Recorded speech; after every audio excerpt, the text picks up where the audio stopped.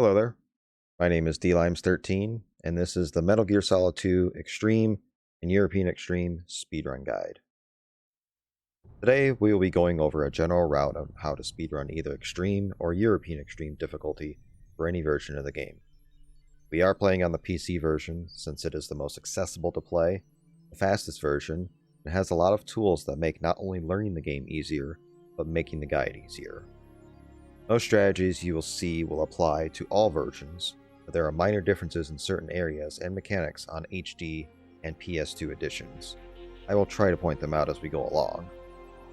This guide is being made with the basic understanding that you have knowledge about the game's mechanics, route, etc., as those will not be covered in this guide.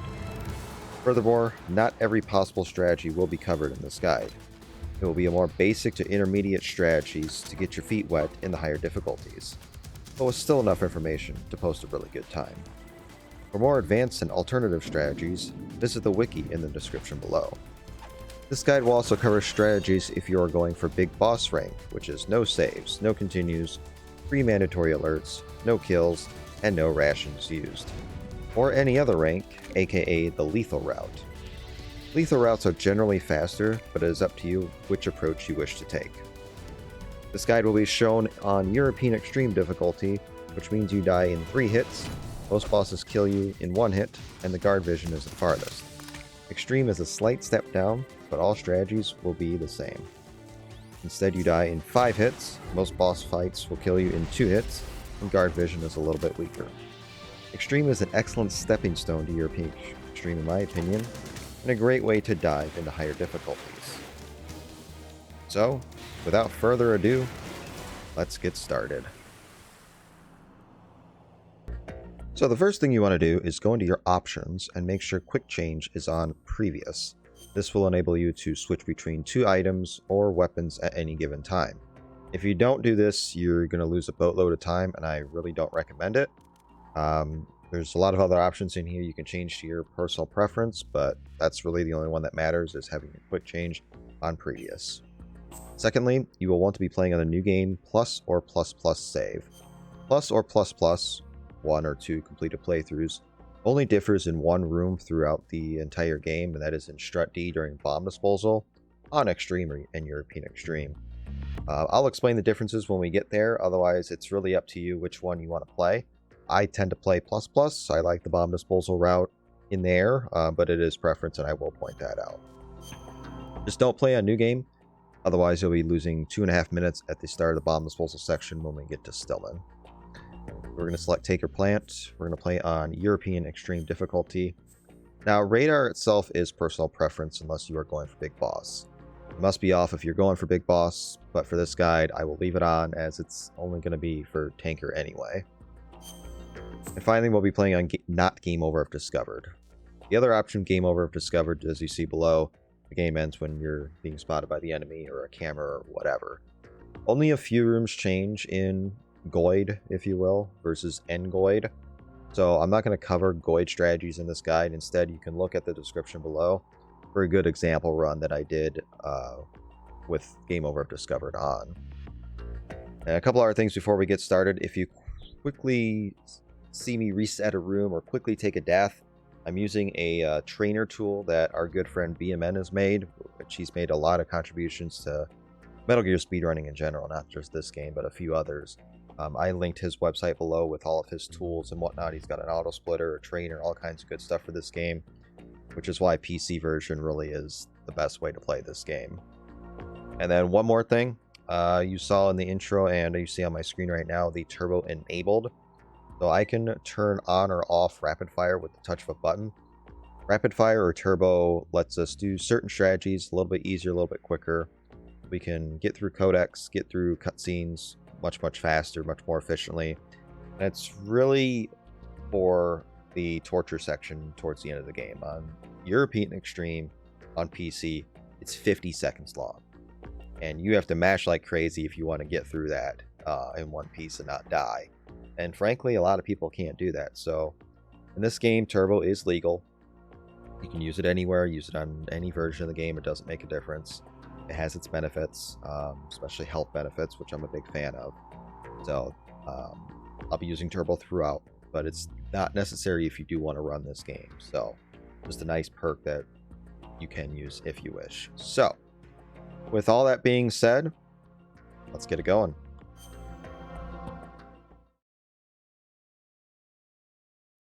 So we're going to skip these codex and cutscenes to start with.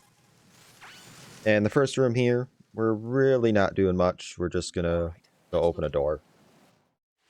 Throughout most of the rooms, I'll explain a strategy or two, but like I said in the intro, not every little thing I'm going to explain, just enough to get you up and running. Just going to run past this guard, open the door, and that's pretty much it. Nice and simple.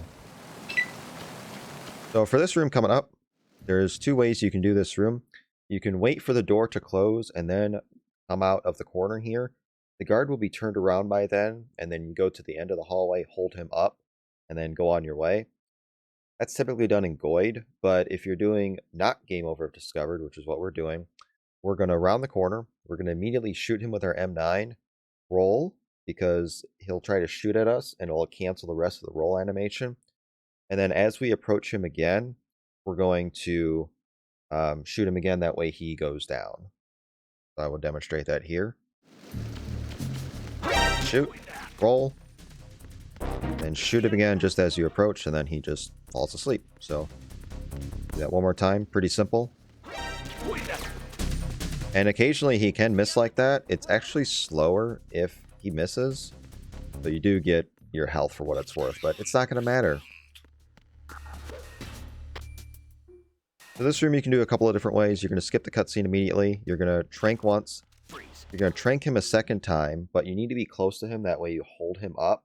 Because if you just trank him twice, he's just going to see you as you're approaching him. And he's either going to kick you or shoot you, and that's just slower. Another alternative strategy you can do instead, if you're not comfortable with the double shot, is you can just skip the cutscene. And then as you approach him, you can just shoot him in the head and be on your way. That is slower, but it is safer. This room here, you're just going to roll, skip the cutscene, hold him up, and be on your way. And one other small thing I will point out real quick. You see my controller overlay, which I'm using a DualSense controller, by the way. Version, you can use a wide variety of controllers. I use L1 as a grip. L1 is your lock-on button, but I tend to hold it throughout the run, just as a grip, really. So if you see me holding it, that's just my personal preference. Some other runners do that as well, but that's why you see L1 pressed down a lot. It's just as a controller grip.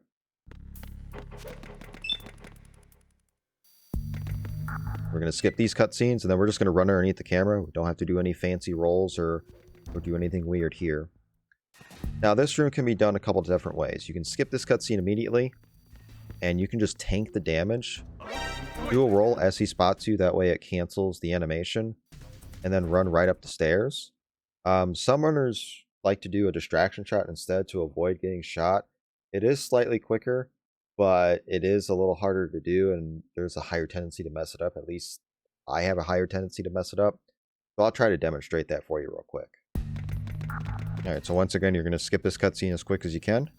And then we're just going to kind of play a distraction shot on the corner of the wall. Then you just go up on your way like that. This room here, we're just going to skip cutscenes and codex. And then we're going to get into our first boss fight, which is Olga. So I'll explain a little bit of Olga real quick. She kills you in one hit, no matter what health you have on European Extreme. You die in 2 hits on regular Extreme. You can go left or right, just like any other difficulties. If she goes left, then you have a chance to get the loop where there's no dialogue. If she goes right, then you're going to be dealing 2 headshots as she peeks out of the little box at the front. You'll do the cutscene, and then you'll try to get 2 more headshots before the fight ends. So it's very similar to normal, if you will. The only thing is you can't do lock-on shots. Lock-on does not work on hard or above, and you really want headshots. Otherwise, it's just going to prolong the fight, put you in a more dangerous situation because you do die in 1 hit on European Extreme. So I'll give you an example of both, tell you briefly how to do the fight.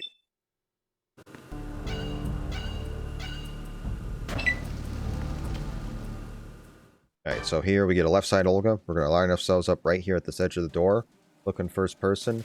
As she's shooting at us, we're going to lean, and then slowly come out And then we're just going to deal headshots as she gets back to the tarp, just like this. And that is a successful left side Olga.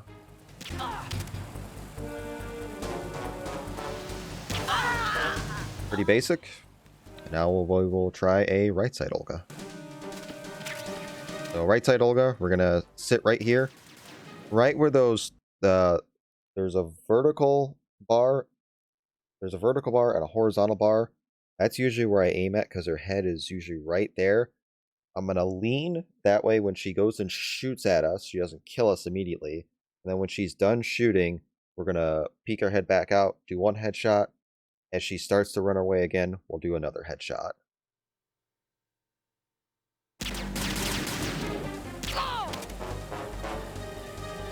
And one more, just like that. And then aim for this position right here. Doesn't really matter. Since I was born. We're going to take the cutscene and then get 2 more headshots. And victory were my parents. The unit. We've shared everything. And then there she can either go forward like she did, which is a little bit faster, or back to the tarp, and then you just have to know where her head is going to be. I'll try to get an example of that real quick. The right side Olga again. We're going to aim at our cross. Lean. Headshot 1. Headshot 2. Now you see I went over just a tiny bit to the right just for safety. If you think you're too far over to the left and you're not going to get Olga's head on the second hit, just adjust yourself a little bit and you'll be fine. I've been with the unit since I was born. I grew up on the battlefield. Conflict and victory were my parents. The unit is... One more headshot there, and then if she goes back... We've shared everything. All the bad and all the... That's where she's going to be, at the top. You're going to go right at the edge of the railing right there, and it's going to be at the top. And that's the Olga fight. More cutscenes and codecs to skip here.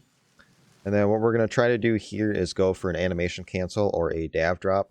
We're going to unequip our weapon and either turbo square or your weapon button or mash it as you're going down the ledge. If you do it right on the right frame, it'll skip an animation of Snake falling. I'll try to get an example of it here. So that's a successful dav drop that we got the entire animation. It saves about 0.7, 0.8, give or take. Be sure you have your M9 on in this room, and as we go down the stairs here, we're going to do a roll and quickly switch to our USP. And then it'll keep both weapons at the ready, just like that. Collect this ammo, very important. And then this room, you have a couple of different options. I'll explain to reset the room, but when you come into this room with your USP, you're going to hold square and R1.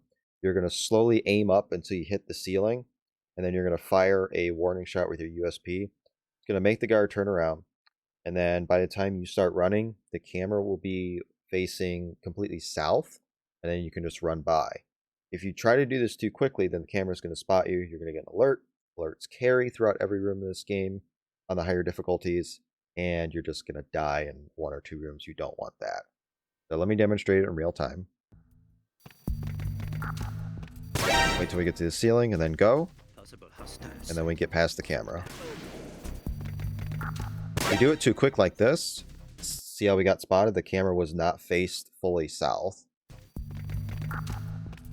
Wait till we're up at the ceiling, then we can go.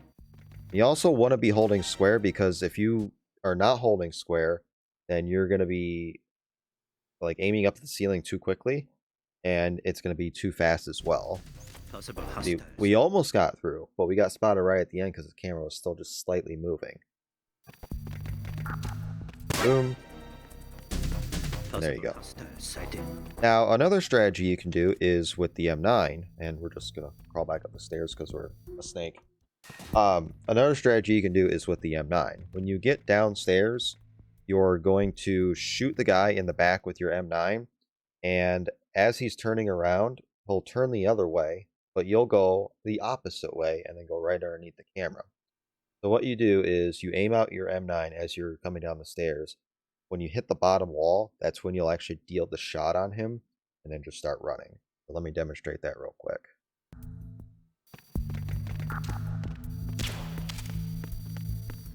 By letting yourself hit the wall on the bottom, it gives you enough time that the camera is fully turned around. So if I just shoot the shot immediately like this, he's going to turn around the wrong way because the M9 shot came from that way. It didn't come from the other side of him or the south side of him. And B, you heard the camera spotted you. So there is timing to this. You cannot go too quick.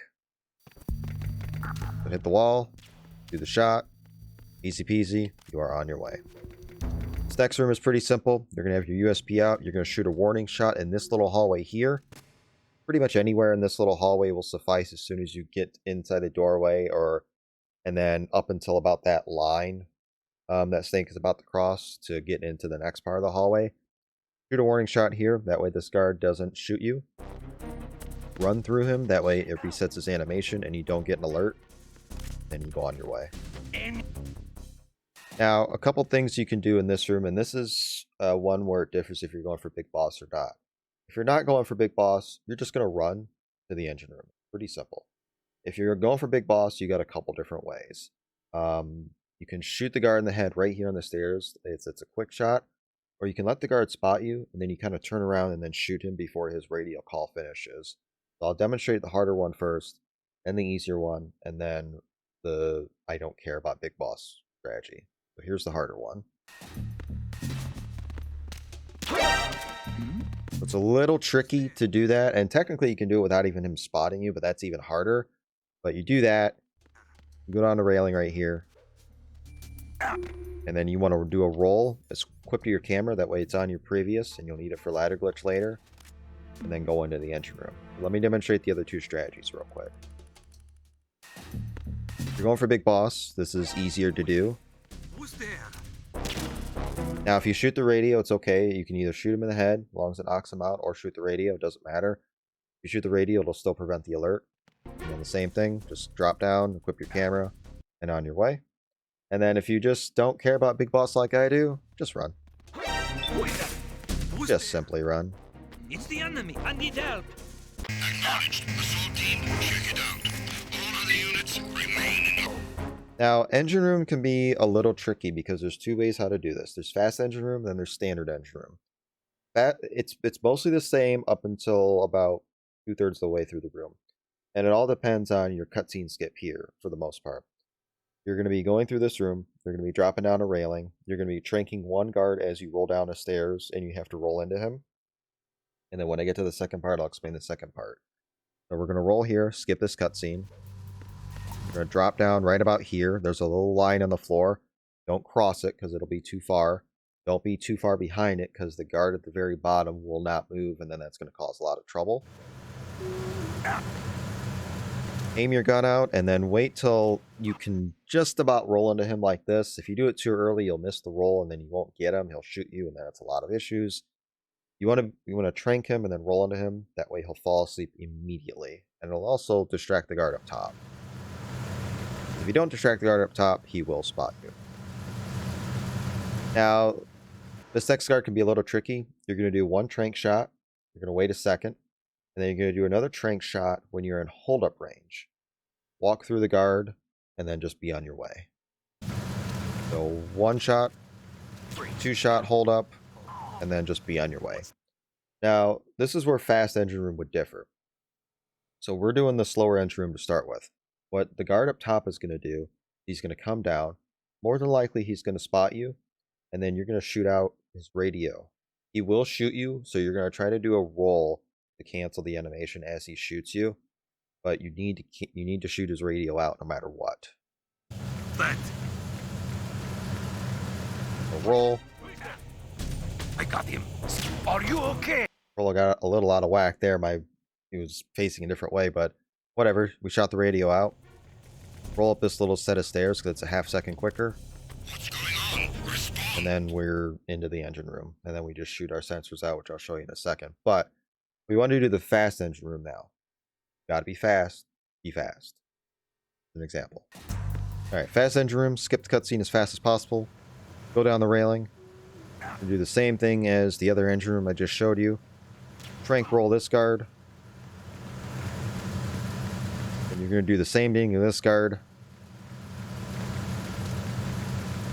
1, 2, and then as soon as you round this corner, you're going to do a roll. Now, if you look on the radar, the dude didn't spot us because we did that roll. Our hitbox was just low enough to the ground. When he was turning around, he didn't see us. On Extreme, you do not have to do this roll. You can get away without doing this roll and always get fast engine room. But on European Extreme, the guard vision is just that much better. You have to do that roll to just lower yourself. So if you get fast engine room, congrats. Now you're going to be doing this room a little bit differently depending if you're doing Big Boss or not. You're going to roll up this set of stairs. Now, if you don't care about Big Boss, you don't need to trank him. But if you do care about Big Boss, then you're going to trank him. And then you're going to do a warning shot as you round this corner, but you don't want to round the corner, otherwise you'll get a cutscene. And you don't want to do it too early because then the alert will kick in before the dude actually falls asleep. So just as you're rounding the corner, you want to do a warning shot. If you don't care about Big Boss, just do the warning shot at some point. But if you care about Big Boss, timing is key here. There's someone else. And then you're going to shoot out your 3 sensors. And you notice he falls asleep right before the radio call comes in. So, that's engine room. A little quick on how to do it. Extreme's a lot easier to do it because of that roll. But European Extreme, you have to be on the ball. So now we enter Deck 2. Alright, so Deck 2 you can handle a couple of different ways. When the call ends, you're going to do 2 trank shots on the guard in front of you just in succession. You don't need to reload or anything. And then you're going to roll as you approach him. That way you don't get the walking animation. Just like that. Now, what I like to do in this room is kind of have the gun already pointed out, which I'll do it again real quick. Because if you just plain shoot like this, it could just hit the floor. If it hits the floor, he'll notice it. If he notices it, he'll put his goggles on, and then you'll get an alert. So I like to have my gun already pointed out. You are ordered to continue manning your posts until that time. And then at time, I do my trank shots. Now, there is a slightly faster way to do it that involves not rolling. It's a little precise on the timing. It does involve 1 trank shot. I don't like doing it because I always screw it up, but I'll show you the alternate method real quick. Verrazano Bridge checkpoint passed. All non-essential personnel report to the holds in 10 minutes time for the scheduled briefing session with the Commandant. You are ordered to continue manning your posts until that time. And then just hold him up and go through him like that. So, and then he'll fall asleep eventually. For this guard coming up here, you're going to do a punch, punch, kick buffer. Alternatively, you can do punch, punch, punch, punch, punch. A little bit quicker, but punch, punch, kick is good enough just to be safe. So, punch, punch, kick. And we can let the dude jam. Now, this USP ammo up here, you don't need if you're going for Big Boss. I like to pick it up because I'd like to do a mix of lethal and non-lethal strats for Guard Rush here coming up. Guard Rush, you're going to be dealing with 11 total guards. 8 in the main wave, if you will. 3 in the final wave. Now, there's a few different patterns in Guard Rush, few different things each of the guards can do. I'll demonstrate a couple of Guard Rushes, but it's one of those fights where you just kind of have to get used to it, kind of learn all the patterns and tendencies, because there's a lot of different combinations, and frankly, I don't have time to go over every single one, and it's unnecessary knowledge, really. So, the very first guard, no matter what you do, if it's lethal or non-lethal, which the M9 is easier to use, but if you want to do lethal, it's just personal preference. You're going to shoot the guard that's coming from right to left with your USP. That'll stagger him, get him to stop. Then you either shoot him again with your USP or switch to your M9, shoot the dude in the head. You can deal heart and groin shots, but they are way harder, way more precise. We're going to be focusing on headshots for this guard rush. So as the dude's coming from right to left, shoot him with USP, shoot him in the head with something, and then the next 2 guards will do, you'll have one hiding to your right, or one that rolls out to your right. You'll have a guard that's behind the box that'll peek out. Now, depending if the guard rolls out, you want to get that guard first if he rolls out. If the guard is hiding fully, you can't hit him, then you got to hit the guy behind the box. If he's peeking out, and just shooting at you but still hiding, you want to get him first. Because that guard behind the box generally won't make contact with you, but the guard that's a little closer to you will. So I'll try to demonstrate that, and then with the rest of the guards, there'll be a particular point where I line myself up as they're strafing from right to left that I can hit a headshot, usually. And then there'll usually be one more guard that hides off to the right, which again, I'll try to point that out and explain as I go along, but there's a couple different ways you can do guard rush. I can't point out everything, unfortunately. So I'm going to go in with my USP. I'm going to do a roll, and then we're going to enter the fight. One thing you want to do regardless, you want to hold L1, square, X, and then up on your directional.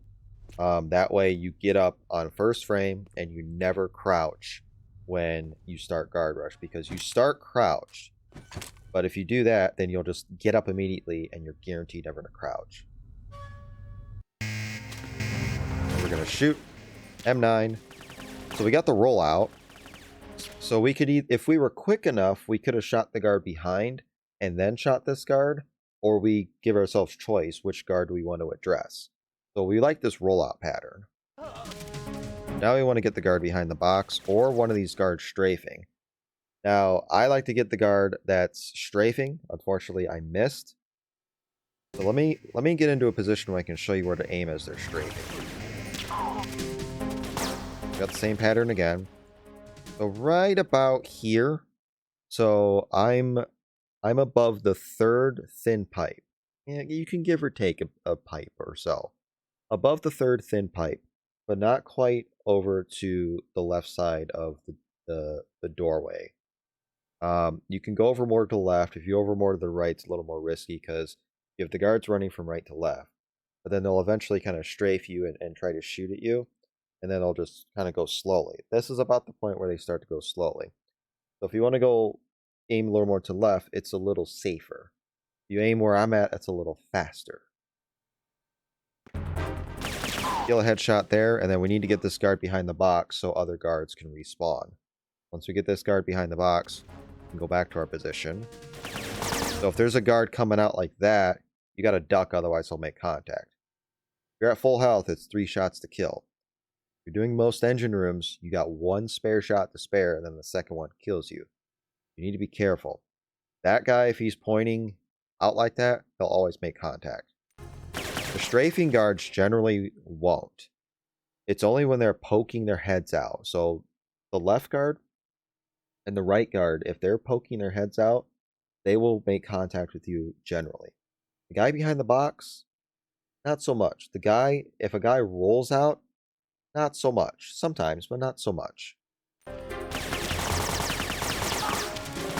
So both of them tried to shoot me, so I had to duck.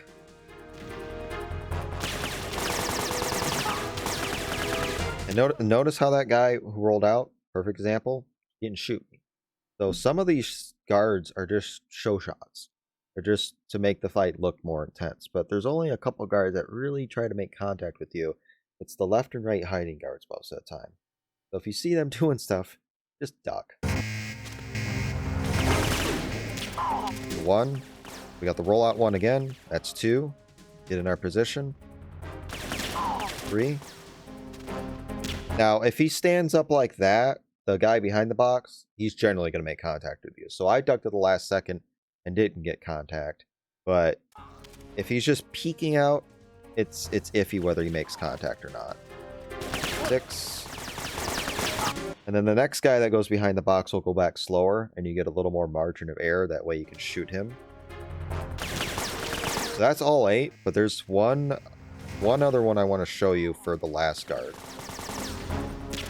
So that one we had right guy hiding, box guy coming out. They both could have made contact since box guy stood up. But I chose to get the this guard first.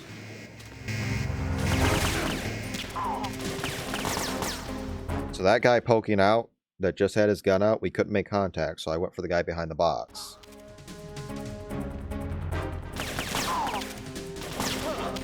I want to take him out immediately because he's a pain.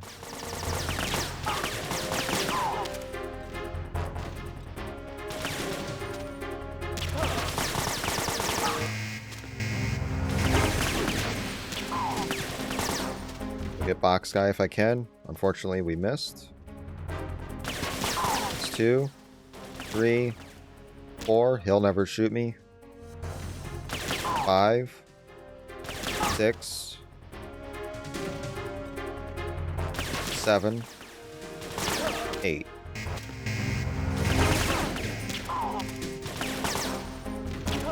Yeah, if this guy's poked out like this, I want to get this guy first rather than box guy.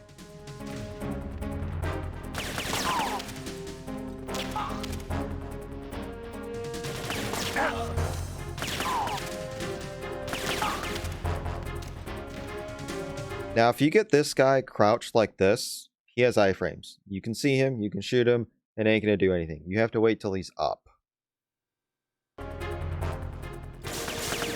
he's shooting out the lights, he won't make contact with you, but sometimes he can just poke his head out and try to shoot at you.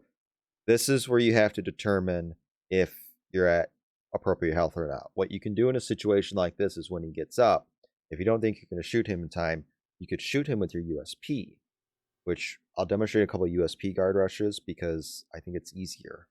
If you can shoot him with the USP and delay him, it'll give you time to shoot him in the head if you need to. So let me do some with the USP real quick and explain why it's, I think, a little better to do this. So we'll get that guy here. Now if we miss, we have a second chance to basically just hit this guard that was trying to strafe. So you can basically just stop guards. So you missed that guy, but I can get him again because I just shot him with the USP. Then I'll give an example if I need time because of health, shoot him instead. So it can be advantageous to just use the USP instead to stop guards, give you a second to like re-aim and try to hit him again. But you can see because of the USP, can't see the laser, it does make it a little harder just to hit guards. So it's up to you really what you want to do, unless you're going for high-end advanced strategies where you're doing heart shots. When I get to guard rush, I do lethal or non-lethal. I mix it up. Sometimes I do a little bit of both. Sometimes I do just USP. Sometimes I do just M9. So we'll do one clean guard rush in real time real quick, and then we'll move on to the rest.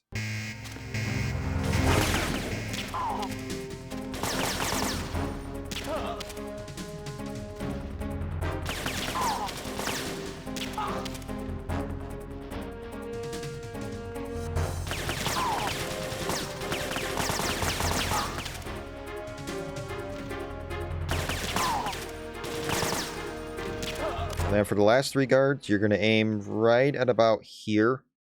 And then you're going to do 3 consecutive headshots with your USP, or whether you're going for big boss or not. Because if you do them in succession, then these will not count as kills. 1, 2, 3. That's guard rush.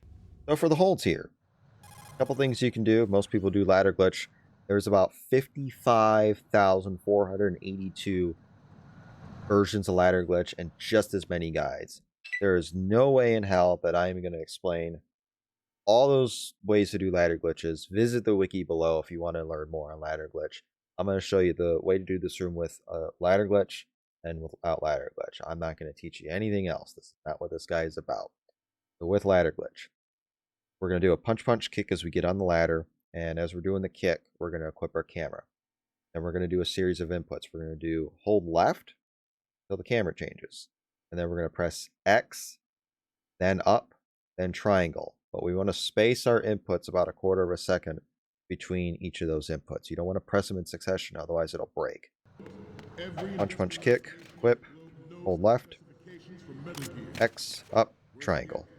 And then when you get to this guard below, you can either go around him or you can do a quick trank shot. I'll go around him real quick. And then when you get to this guard, you want to be hugging this box and you want to do a roll, but you don't want to roll into him because then you'll have a lot of problems.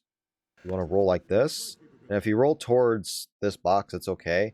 Just hug this box as you come out, otherwise the guard will spot you. Then you just go to the end of the room. The other thing you can do is a quick trank shot on this guard. Just a little flick shot. Unfortunately, that's a miss, and that's what can happen. At the moment, every industrialized nation on the globe knows the specifications for Metal Gear. Worse yet, so do a number of rogue states. They are all And working. you're going to do the roll. So you can come in at an angle like that if you want, and just go right towards the left side of the box. But just don't come out too far, otherwise that happens. Always hug the left when you're over there. Now, if you don't want to do ladder glitch, which I think it's easy to do, but if you're just starting out, you don't have to do it. At the moment, Drop down at the rail like this, catch this rail, and then you'll go down this ladder traditionally. You unfortunately cannot drop to the bottom, otherwise you'll die. Because if we could drop to the bottom, we wouldn't be doing ladder glitch. So, because it'd be faster to drop to the bottom. nuclear strike capability. The world is Same thing here, flick shot or go around. We'll do flick shot here. Now, this changes a little bit because you're waiting. We have to wait for this guard to turn, and then we can just roll the only thing that can stand over that noisy tile, and then be on our way. Now, hold 2. There's really only one way to do this room, and it's with the hold-up strat. A couple different ways you can do the hold-up strat. I think switching between weapons is a little easier, but some people don't like it. So let me demonstrate real quick. So you're going to go to the right, switch the projector. Then you're going to hold up this guard with your M9. Switch to USP as you approach that guard. You have to switch to your next weapon as you're in hold-up range of the next guard. And then you're going to kind of take a little bit of a wide angle towards this guard. Freeze. And then do your third hold-up. Now, there is a chance he could be turning around as you're holding him up. In the event that happens, you have to trank him. Otherwise, if you run past him, then he'll spot you. Which I'll try to demonstrate that real quick.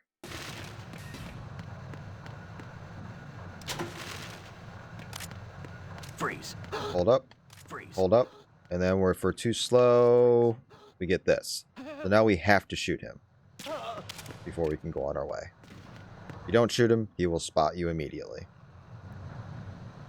Now, I'll show you one other quick way to do this, which I really don't like, but I'll show you anyway. And one thing you want to remember, enter this room with your M9. Always enter this room with your M9. Don't enter with the USP. It's just going to make things weird. Because if you end that third guard on your USP, and you got to switch to your M9, it sucks. So one other thing you could do here is you could shoot the guard, switch, shoot the guard, switch, shoot the guard. I don't really like that personally. I think it's kind of awkward. I think it's kind of weird, but it is an option if you don't like full-blown switching between weapons. I find it weird. So I don't recommend it personally. The whole 3, we're going to be taking some photos. Pretty simple stuff here. We're going to have 3 spot photos and 2 spot photos. 3 spot photos can be done on every category, every difficulty, whatever. You're just basically taking a different Marines picture. You can do 2 spot photos, which you're taking 4 photos from 2 spots, but you have to be on a widescreen version. So if you're on 4x3 Sons of Liberty, 4x3 Substance, whatever, you cannot do 2 spot photos. You have to be on a widescreen resolution in order to make this work. When you first enter hole 3, you want to do a roll and have the camera equipped. That way, when you come out of the cutscene, your camera's already on. So I'll do 3 spot first. So, traditional photo from here. Traditional photo from here. Don't have to interact with guards or anything, just be on your way. Stand here at this little dot, square, whatever you want to call it. And you can do these in either order, because this is your Marine photo. You can do this one first. And then get your other photo here, or do them in reverse order. It doesn't matter. And then head to the node, and you're done. 2 spot photos, a little bit different. I'll show you real quick. So the first photo, you're going to line up with these 2 rails. There's a horizontal rail and a vertical rail right there. That's about where you need to be for your first photo. Then aim up just a little bit to take your second photo. It's just your traditional front right picture at that point. Third photo, you're going to be at the corner of this box, and right about in here, you're going to have that little conjunction where the pipes kind of connect. It's going to be in your little double circle scope of your camera. You're going to take your third photo here. And the fourth photo is generally pretty forgiving. I've seen people just move a little bit to the right like this. For safety, I move into this general area, take the picture, and that's all 4 photos. I'll do it again in real time just to show you.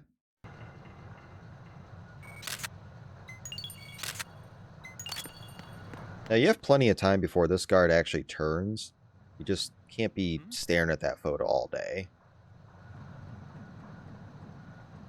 Like, it takes a long time for him to notice. Like, you're going to be staring at that photo for forever.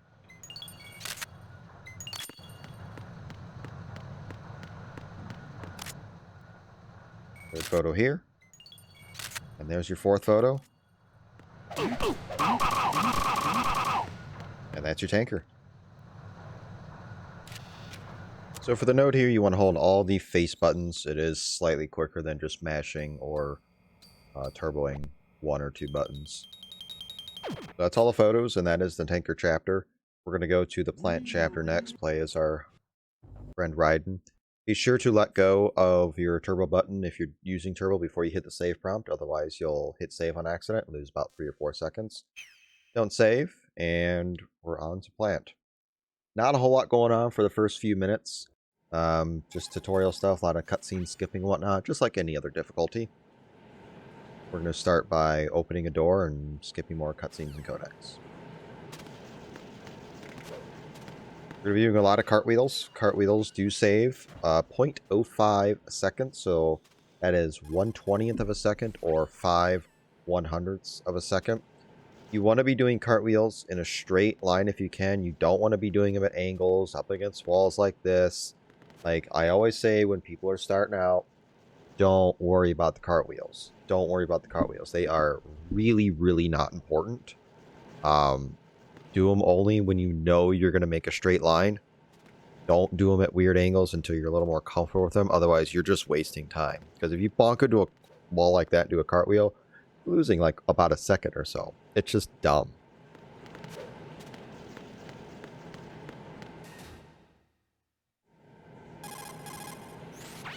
So we're going to interact with the node here coming up.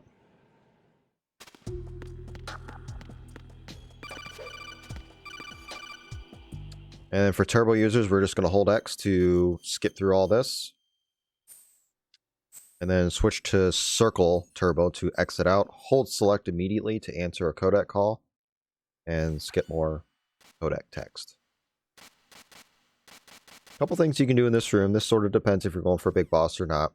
There'll be a guard in the bottom right-hand corner you have to deal with. You're either going to punch him in the groin, or you're just going to choke him out. If you're going for big boss, you obviously have to punch him in the groin, otherwise it would count as a kill. Or you just choke him out, and that's it. So as he gets up, I start mashing square, not turboing square. Delay for a second until he's almost fully stood up, and then punch him in the groin. Let this guard notice me, and then come over here and hide. And then when the guard gets to the bottom corner of the boxes right here, knock, and then go to the elevator. Skip the cutscene, cartwheel into the elevator, but don't go prone. Going prone does lose time. And up we go.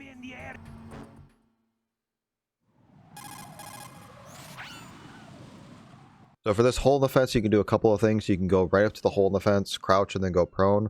Or you can do a cartwheel towards it, cartwheel to prone, and then go into it just like that. If you just go up to it like this, it's pretty simple. Just go up to it like this if you don't like the cartwheel to prone, and then get up.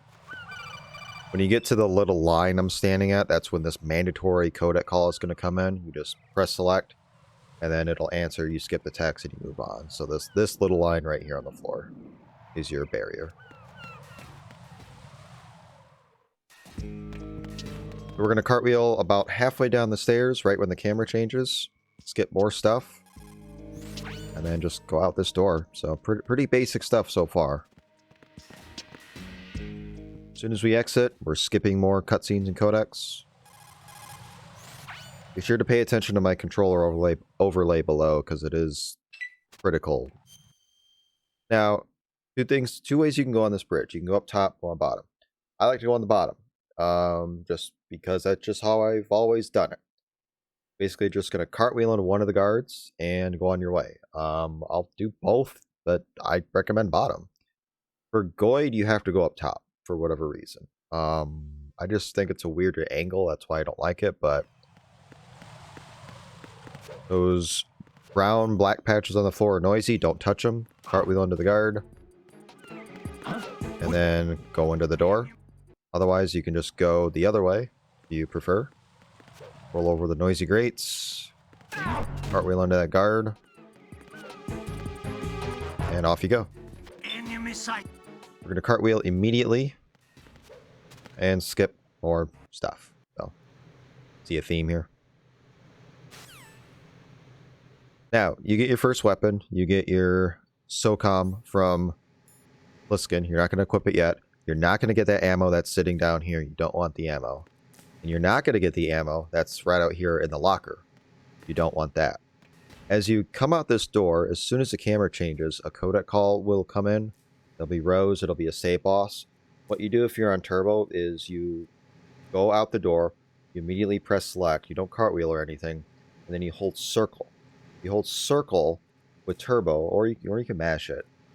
You skip the save boss immediately. You don't accidentally click save, because if you're holding X, then you click save on accident. We're going to do this. Hold circle. Skip the save. And then we're going to cartwheel towards this door. As we hit the trigger, it cancels the rest of the cartwheel, and it's about a second or so quicker.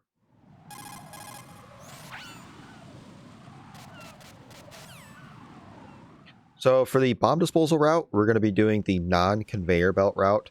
There is a route that is somewhat faster. It's a little difficult to pull off on Extreme and European Extreme just because of guard vision and health values. But most people still to this day run the general counterclockwise traditional route with no conveyor belt. It's still very fast. It's still a good route to learn, because even with the conveyor belt, you'd be going counterclockwise anyway. So that's the route I'll be showing you, is the traditional route. Again, other alternatives, other strategies, visit the wiki below in the description, and there'll be other tutorials on how to do that kind of stuff.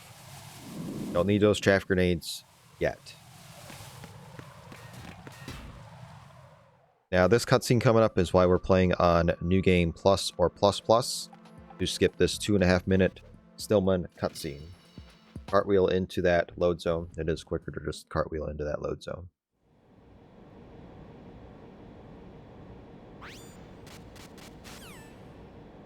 So that's the cutscene we skip. That's the cutscene we skip, thanks to being on New Game Plus or Plus Plus.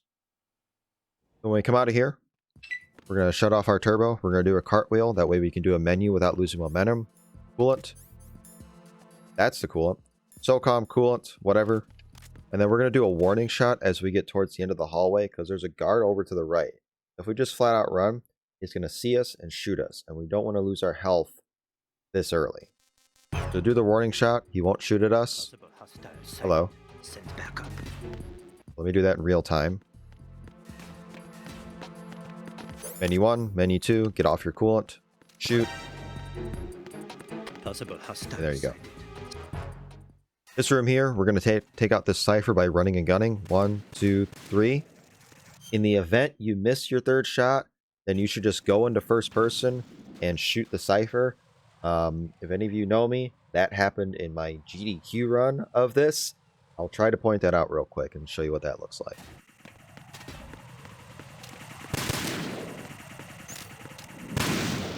Something like that. Yeah, like if you don't hear the 3 shots hit, then go into a backup. Be sure you hit the thing and move on, because you don't want an alert. Otherwise, you're gonna take a death instantly.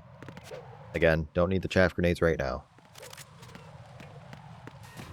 This room, we're going to be defusing our first bomb. Now, depending on where you are on the floor, there's a trigger for a cutscene for these cameras. So if you go too far like that, you get a little cutscene you'll have to skip. If you don't go that far south, what will happen is once you exit this door down here, then you'll get the same cutscene. So you're not getting 2 cutscenes or anything. You're getting 1. Just depends on your movement. So what I like to do in this room is do a cartwheel, Generally, as the cutscene is coming in, I'll be mid cartwheel, and then I can press X to skip it. Bomb is right here. Don't move, and then just spray it.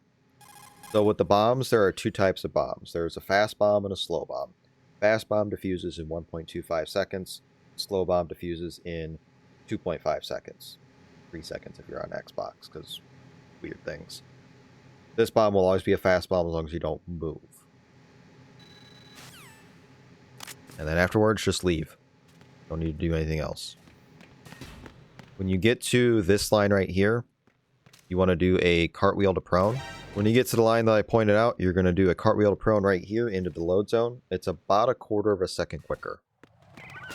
Now, this room can be a little tricky. This is going to somewhat depend if you're going for big boss or not. If you're just going for going for lethal, don't care about rank, you're going to simply cartwheel into the guard at the bottom and then run. If you're going for big boss, you have to time the cartwheel in a certain way where he actually falls off the ledge, and that doesn't count as a kill. Who is that? So you're going to wait almost till you're like at the end of the noisy floor, and then do your cartwheel, and then that happens. And then you want to avoid a second cartwheel because that guard up top will notice you too soon. And then he'll start calling in his alert right then and there, which you probably won't get an alert that carries. But if you get an alert that you hear the chime that me, that counts as an alert. Even though it doesn't carry to the next room. What's going on? So get out of here before he calls it in, and then that's it. Now I'll show you the just lethal way of doing it, the easier way of doing it. So if you just want to run, just run. Be sure to cartwheel into him though. Otherwise, just run. What's going on? Respond. It's the enemy. I need help. So notice how I get the alert right there, but it's a transition alert. So the alert doesn't actually carry, but in your statistics, it does count. So keep that in mind if you are going for big boss rank. This room, we're just going to run to the roof. Now, there's a couple of different ways you can do this room. You can do a hold up, cartwheel into the guy, and then go and defuse the bomb, and then get out before he turns around. You can hold him up, and then just punch him in the groin, or you can simply just kind of trail him and wait until you're in a position where you can defuse the bomb and not even really interact with him. So this is the harder of the three to start with. We're going to hold him up, cartwheel, and then we're going to defuse the bomb before he turns around. And there you go. So if you get past this point, then he's not going to spot you. Grab your chaff grenades here, and then exit the room. If you think you're going to be too slow with the hold-up strategy, like if you walk over him, for example, like that, what you can do instead is shoot him again to reset his animation, and then he won't turn around and spot you. Because if he turns around and spots you, A, you're probably going to get shot. B, you're probably going to get an alert that carries as you're exiting the room, and then you're going to be taking a death. So do that at your own risk, but let me show you a couple other options in case you're not comfortable with that. What you can do instead is do a hold up. And then just punch him in the groin, which is harder than it looks. I think it's slower. I don't really care for it, but you can simply just do that and punch him in the groin. I tried to switch to my coolant and then switch back to my gun. You could just flat out shoot him if you don't care about the bullet. But then that could happen too. You could accidentally kill him. If you're going for big boss, it might matter to you. The other thing you can do here is just simply wait. It loses roughly about 2 seconds. And then you just cartwheel into him as you leave. And you're gone. Just like that. You don't have to hold him up or anything. Do a cartwheel about halfway down the stairs like this.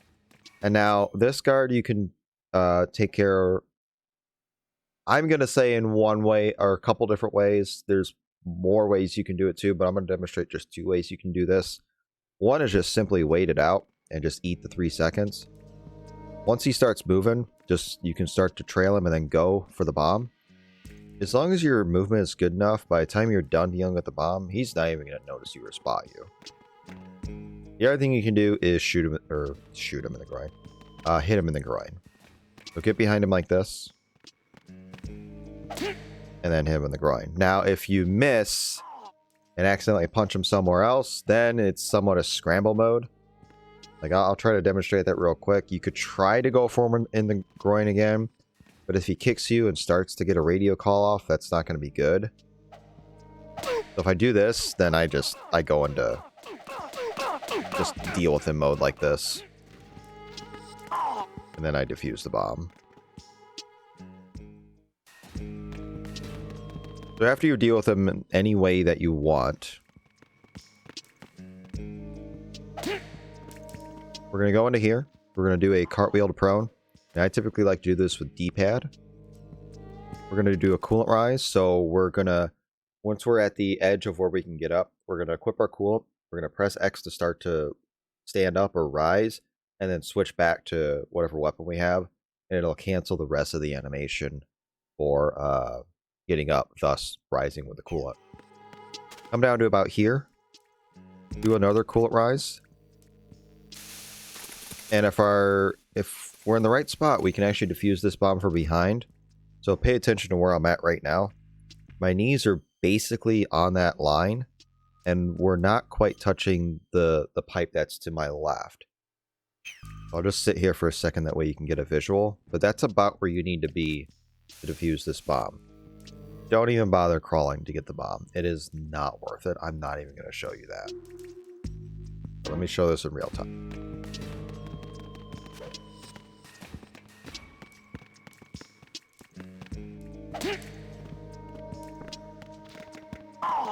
Cartwheel to prone. Coolant rise.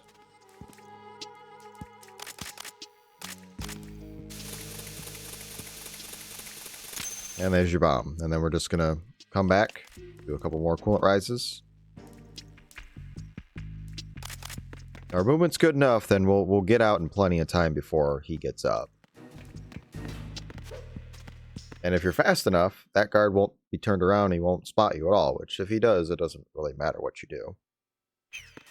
Now, FA bridge here, there's a couple different ways you can do this. One's just going to be, you're going to shoot out the cipher here with 3 run and gun shots, and then you're going to turn and shoot the guard's radio out. This is what you want to do for big boss strategies. We're going to aim our gun out. 1, 2, 3. And then we're going to aim, shoot the radio, switch to our coolant, and then we're going to get our chaff grenades on, because we need the chaff grenades on for the next room right away, first frame.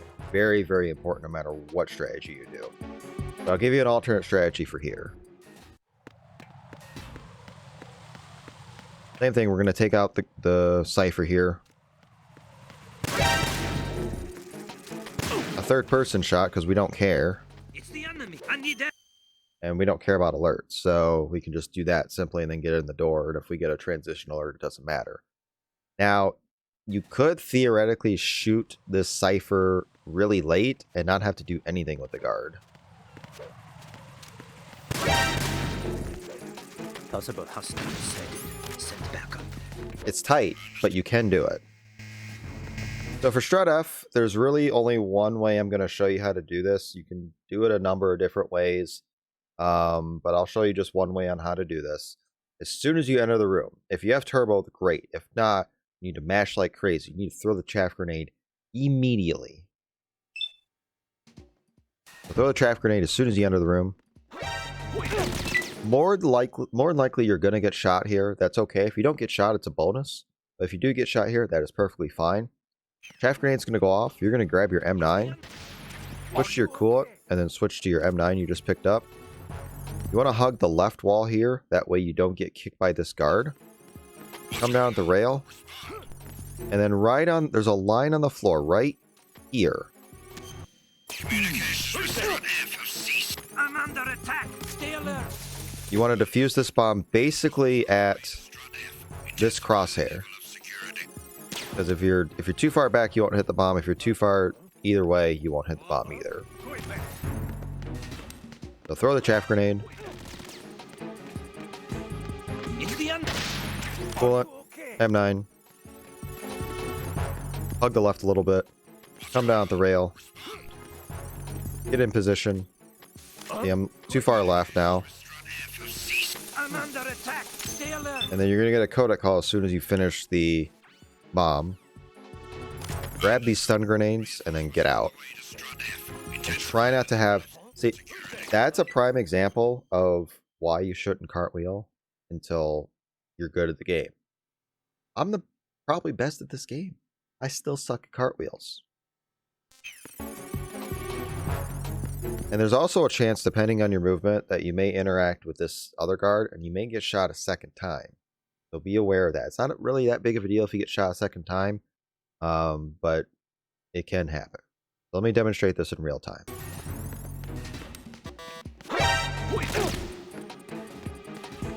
It's the enemy. Are you okay? You technically don't have to get that like third ammo pack that's a little lighter, but I always pick it up just because, like, it's free, in my opinion.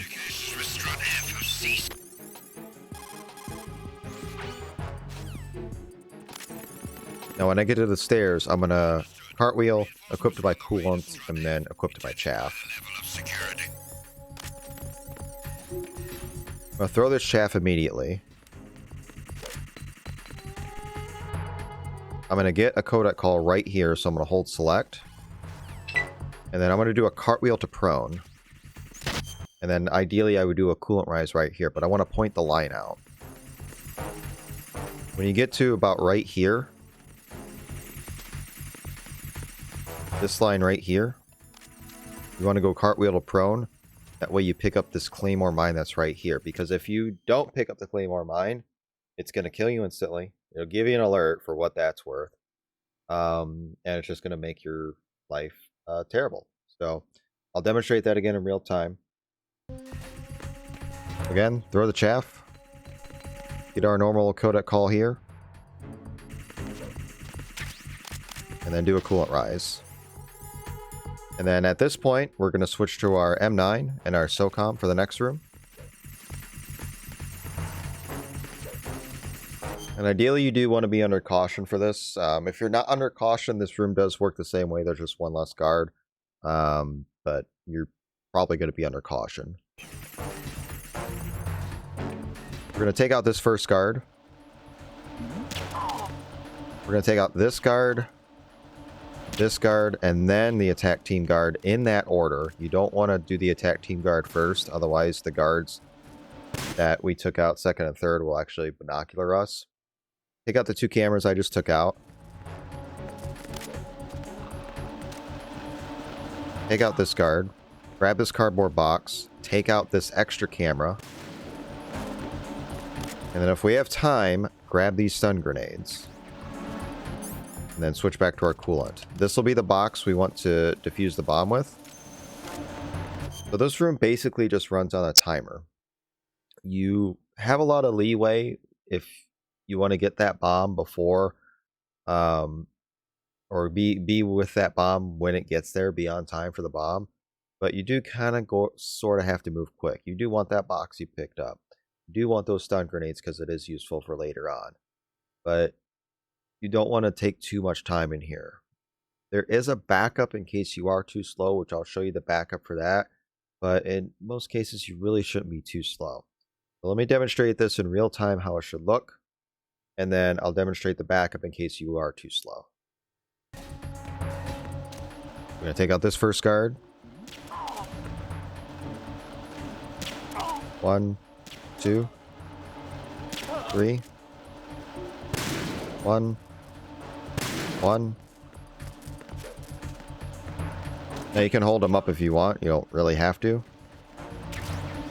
Take out this camera here. And grab the stun grenades.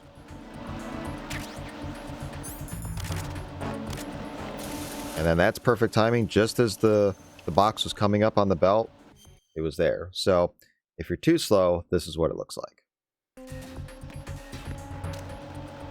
Alright, so once again, take out guard number 1, guard number 2, Guard number 3 if you wish. Then guard 4. Camera. Camera. Freeze! Move! Ah.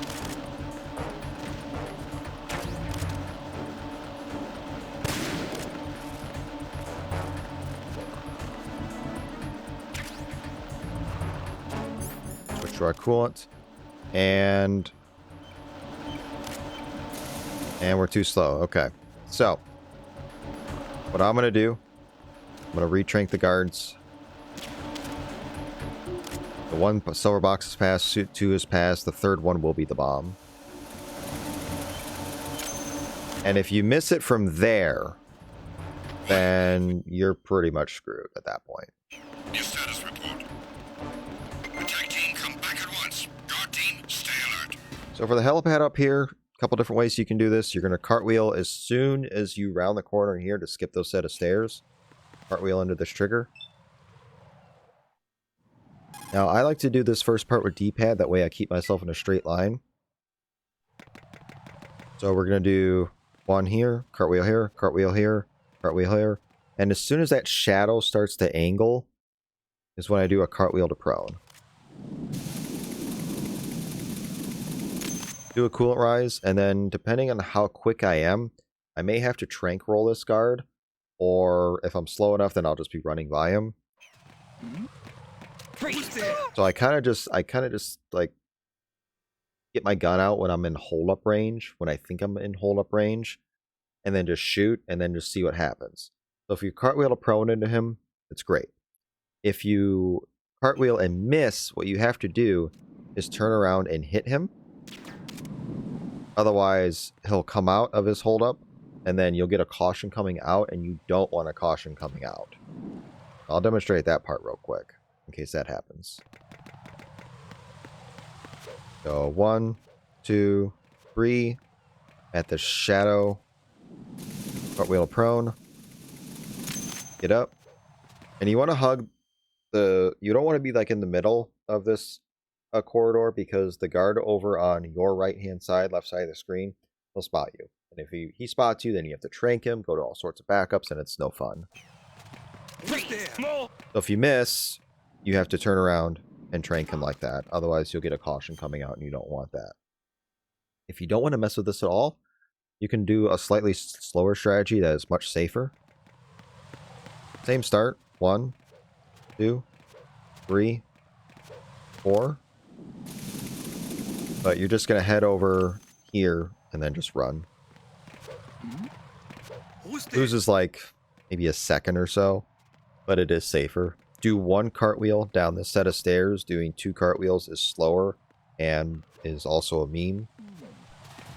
And then when you come out into this room, hold select, answer a codec call. And then there's going to be a guard waiting for you at the bottom of these stairs. Take him out. Quick equip to your box. Get it on your previous.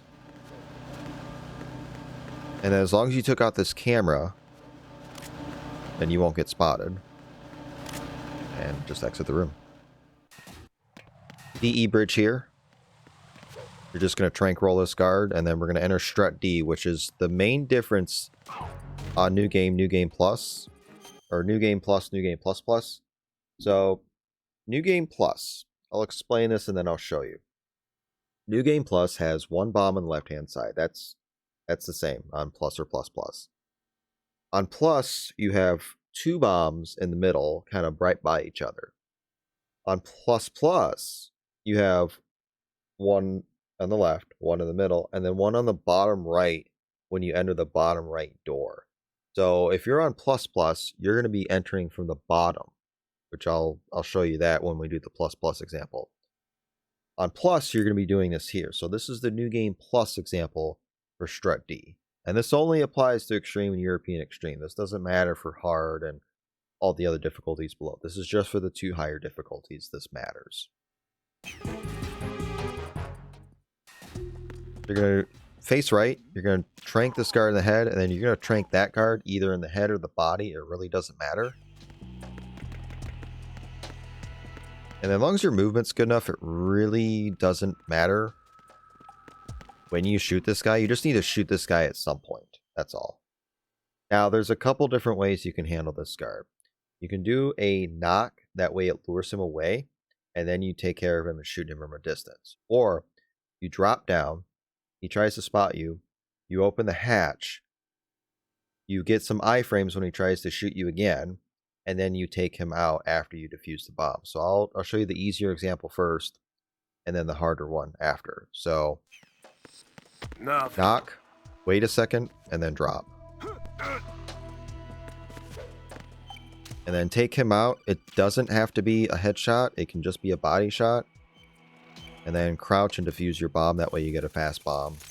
And then go to the other two. You want to do this a little quicker, do this instead. Headshot this guard. Head or body this guard. What was that just now? Take care of this guy. And then we're going to drop down so that way we hit him when we come back up. And if we have the appropriate amount of health, which we do, we're going to skip the cutscene as fast as possible. If you don't have enough health, what you do is let the cutscene play out. And when he shoots you during the cutscene, you won't actually get hit. I got. And then we're going to do a trank roll and then be on our way pretty much. I find that a little tricky to do. I'm not a huge fan of it, but it does save a tiny bit of time. But after that, regardless, you're going to go over here and you're going to defuse 2 more bombs. You're going to start with the top one. Communications with Strut D have ceased. Open the hatch. Carry out an investigation immediately. Crouch and defuse the bottom one. And that way you always get a fast bomb.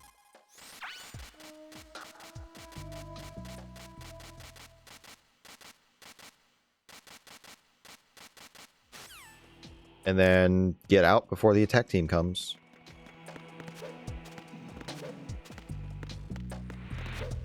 So now I'll demonstrate the New Game Plus Plus route, where you start at the bottom of Strut D. So if you choose to do New Game Plus Plus, you get cool sunglasses. And you're going to be going to the bottom instead. So you're going to hold up this guy. And then just get to the bottom. When you enter the room, you're going to be taking out a bomb immediately to your upper right. And then you're going to hug the rail. Who's there? After this guard starts to run, Just now. then you're going to do 1 cartwheel. Go along the rail, do 2 more cartwheels. And if your movement is good enough, then no guard will spot you. Shoot this guard from a distance. Open the hatch. You don't need to deal with him as he'll fall asleep here momentarily. After defusing the bomb, look to your right. Take out 1 guard. What's going on? Respond. So ideally, you want to get that guard up top before he comes down the stairs. If you don't, then you do the previous strategy that I showed you where I died a moment ago. So it's a little tricky that you have to take out those guards in that order, but it can be done cleanly. So if you want to play on Plus Plus, you're doing it this way. If you want to play on Plus, do it the other way I showed you. Personally, I prefer Plus. Regardless of whatever route you do, you're just going to simply exit the room. Hopefully the guards aren't awake by then, otherwise you'll have to retrank and leave the room. When you exit this room, you're going to skip a cutscene immediately. You're going to hug the wall, that way you don't get spotted by this camera, and then go wide like this, because if you hug the left-hand side, try to cut the corner, then you're going to get spotted, get an alert, and you'll be taken to continue. A couple different things you can do with this guard coming up. If you have your cardboard box on previous, you can simply go up to him. As he's about to shoot you, you go into the box. What that does is he just doesn't shoot at the box if you time it right. Or you can just simply trank him, headshot him, and then go on your way. Let me demonstrate the first strategy first. Box, he doesn't shoot, and then if you have good enough movement and you care about Big Boss, you'll get out before the alert actually hits. It's the enemy. I need help. If you don't care about Big Boss,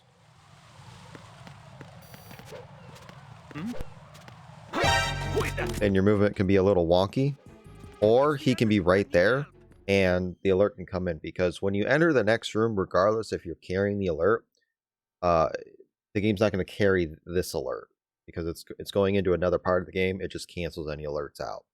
So if you get the alert here, it's not a big deal. It will just cancel out. Otherwise, if you don't care about using the box here, just simply trank him in the head, and move on.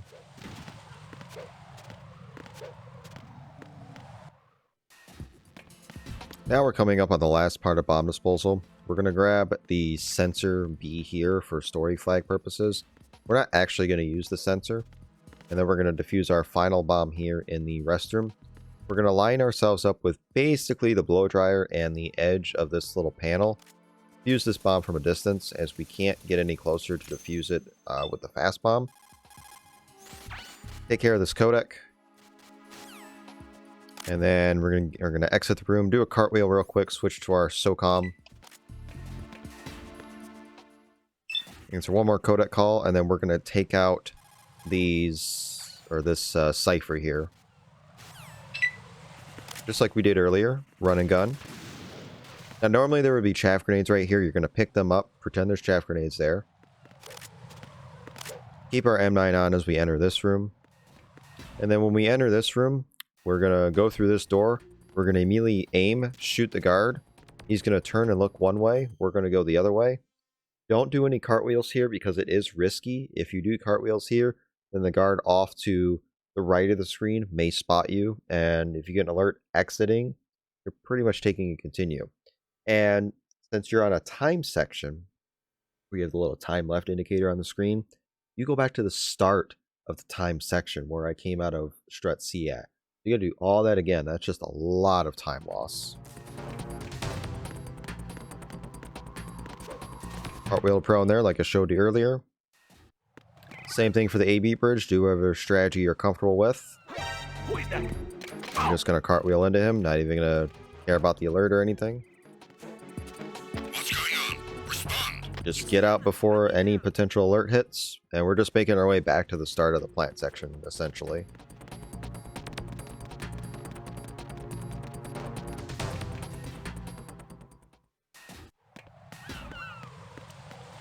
And back down the elevator we go. So this codec you do not have to answer on first frame. The elevator will still move, and it'll go to the cutscene at a certain point. So you don't have to time that or answer it right away if you don't want to.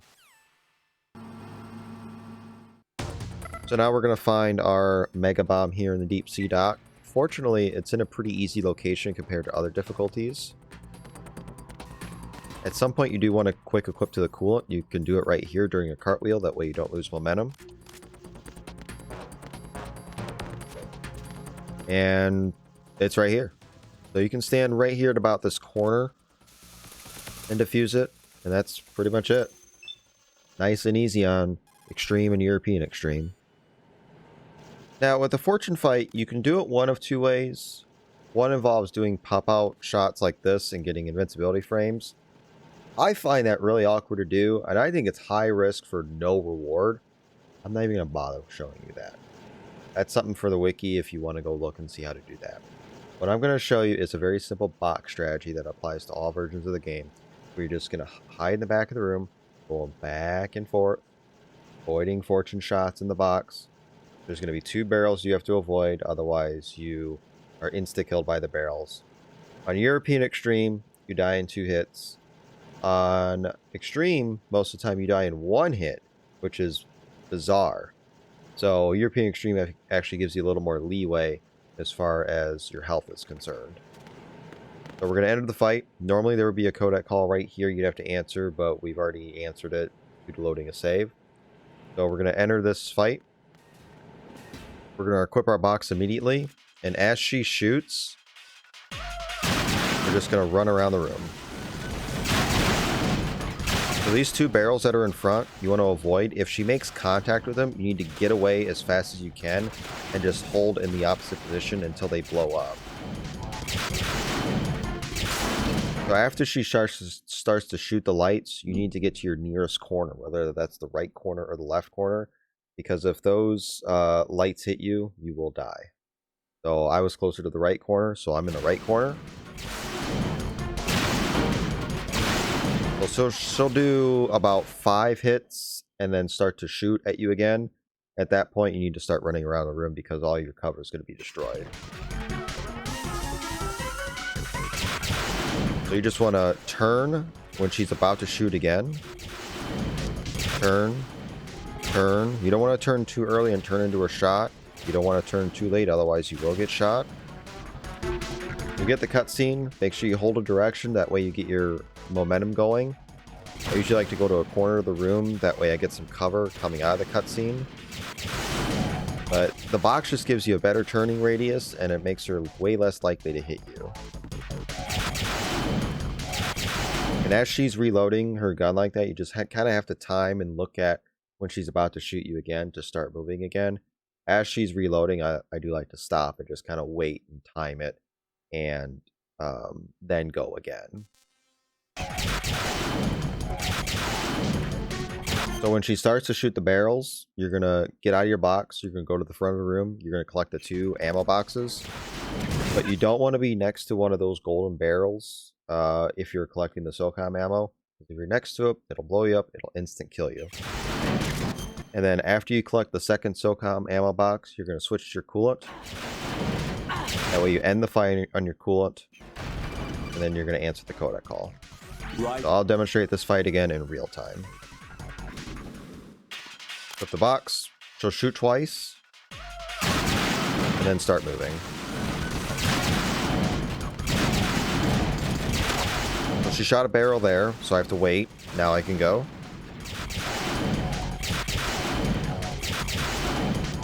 Now I get to a corner before she starts shooting the lights. That way I can hide. She'll shoot a few times, and then we can start going on the move again. You want to stick more to the middle of the room, that way you don't get boxed into a corner and can't turn or get away from her shots. So she shot the barrel there, so I went to the edge of the room, that way I gave it time for the barrel to actually blow up.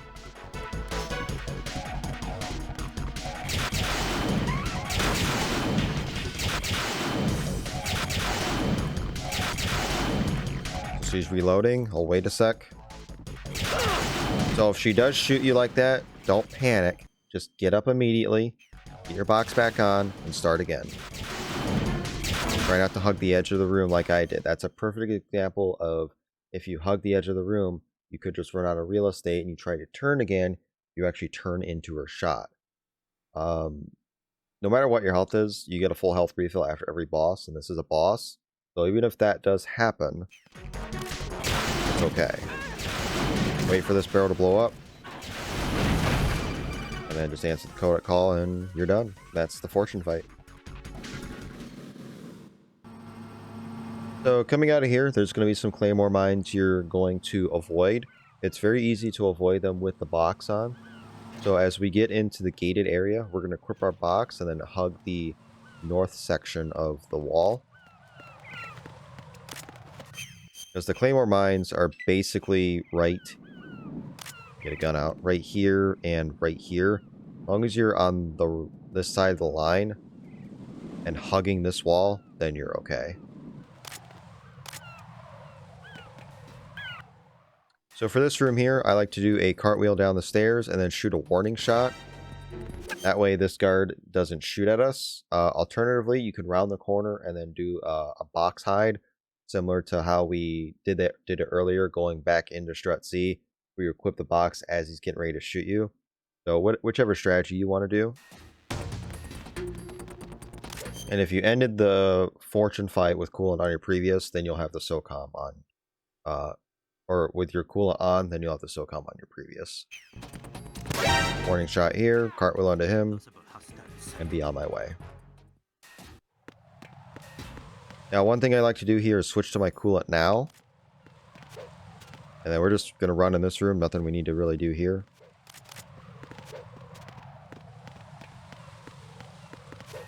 Now, the way I like to do this room, and the way most people should do starting out this room, is you're going to coolant this guard.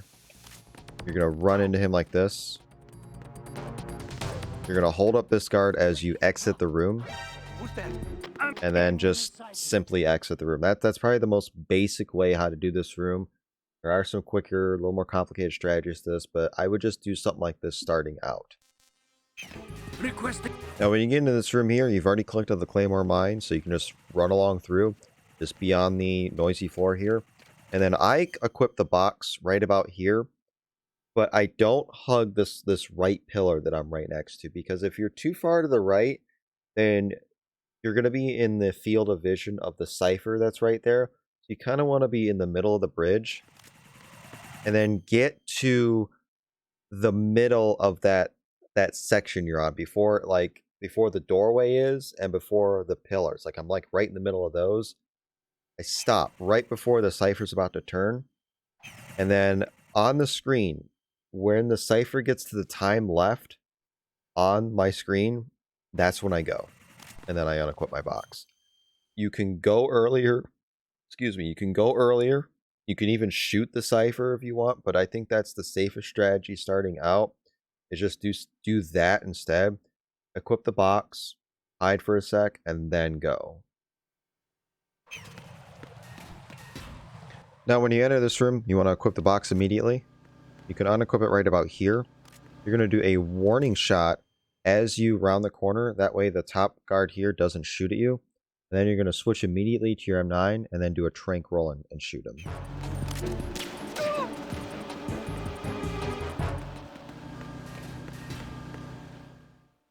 So after we get up here, we're going to switch to our coolant.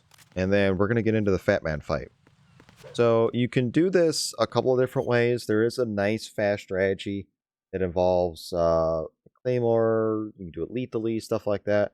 I'm going to show you one easy, consistent way to do it for non-lethal, which would apply to Big Boss as well.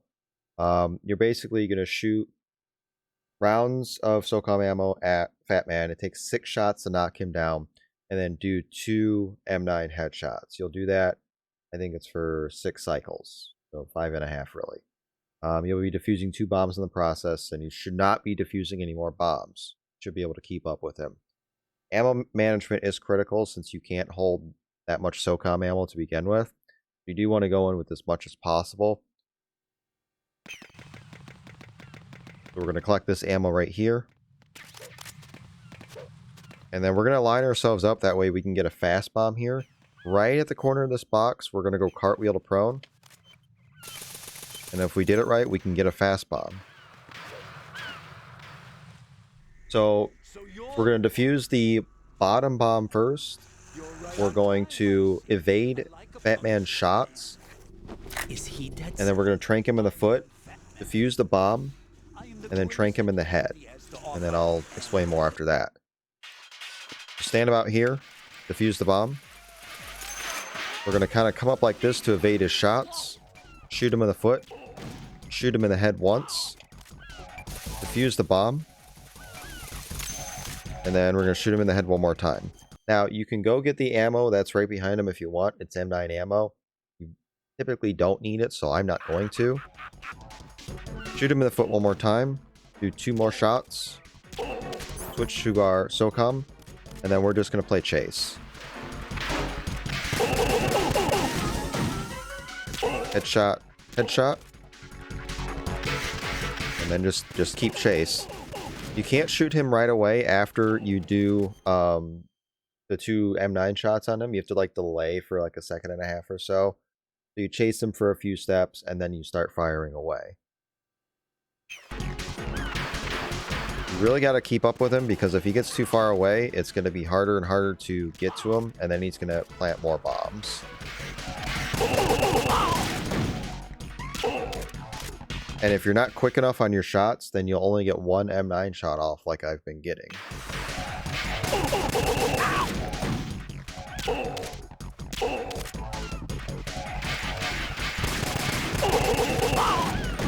And then one other critical thing you want to have is SOCOM ammo when the fight is done. So I'll show you all the locations for various ammo, but you want to have at least 1 SOCOM shot after the fact. You do not want to leave this fight empty. So I'll show you this fight again. I'll show you where all the ammo locations are. That way you know what's what. And then I'll show you, in case he starts to plant bombs, what you need to do. So come down here. Evade. Skate. Head. Make sure you're on the line or past it. Defuse. Head. Skate. And then 2 more headshots. And then just be ready on where he's going to go. So he went this way, follow. And sometimes you can hit his cloak. It's really easy to just hit his cloak like that.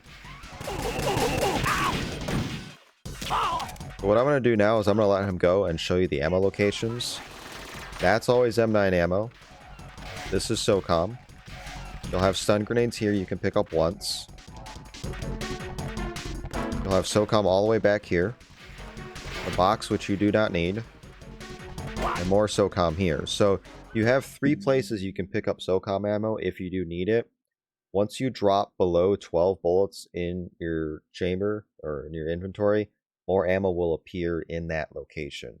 So if you find yourselves needing ammo, make sure you're under that threshold and then you can pick up more at that particular spot.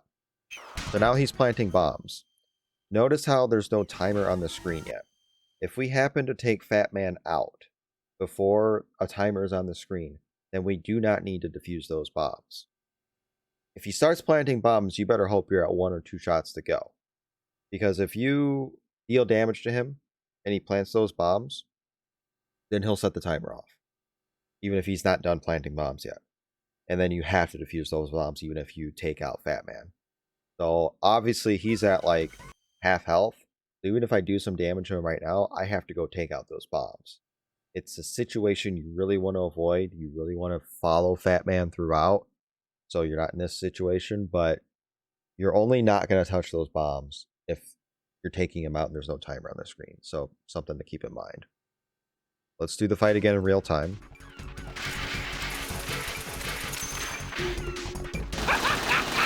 And Fatman is a fight where he's not really going to kill you right away.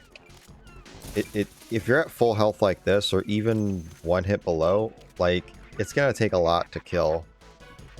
This isn't a 1 or 2 shot boss fight, so there is some leeway. Like, I'll take some intentional damage here, if he'll let me.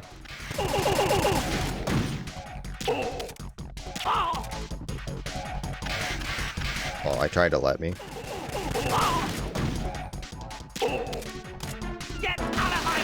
So he does some damage there. He does a lot of damage there when I got hit. Him hitting you does a lot more than his little puny bullets. So now I'm starting to lose him. So I'm trying to track him. Luckily he didn't go to plant bombs. If you happen to be in a position to grab these stun grenades, do so, because they'll be useful for later.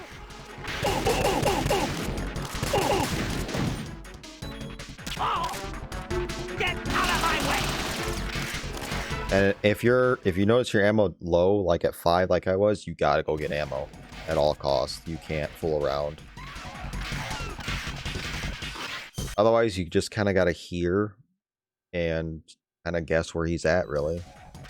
You can guess a little bit by the skate marks, but those aren't always reliable either.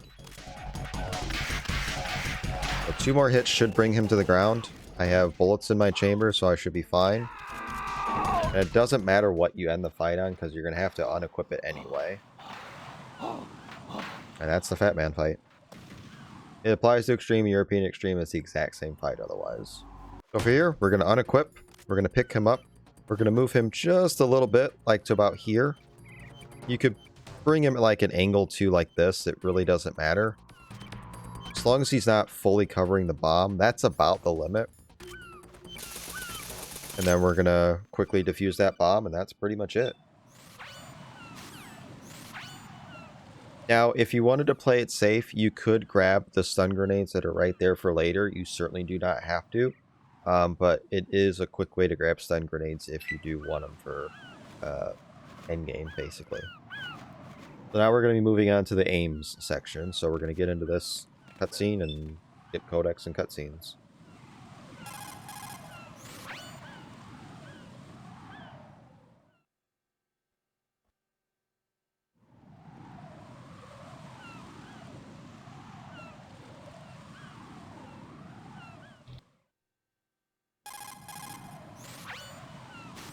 So once we're out of these cutscenes and codecs, we're going to quick equip to our box and then switch to our BDU.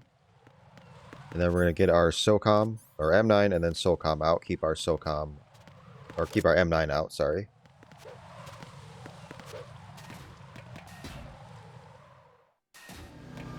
So if you tranked this guard when you went to Fatman, then he'll still be asleep when you come out of Fatman and you don't need to address him. Obviously, you don't really want to go prone like that, so I'm just going to reset the room. I'm going to switch to my SOCOM. I'm going to box here, that way none of the guards notice me. And then get out of the box when I'm about to exit the room. So here can be a little tricky. We're going to wait for this cipher to go by. As soon as the cipher starts moving, we can go.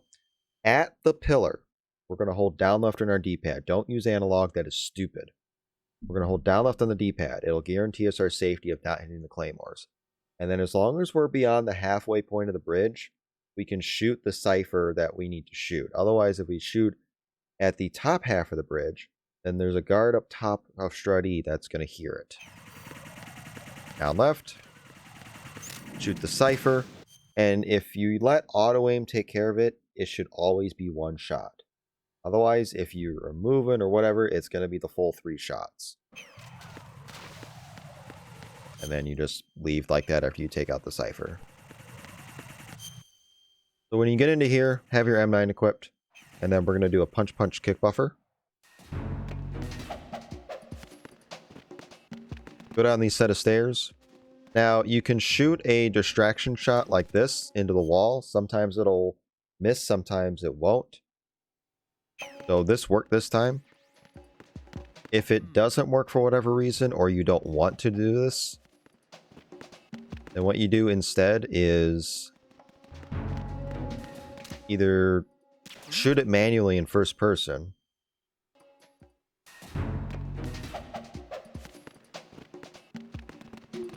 or you let the guard spot you.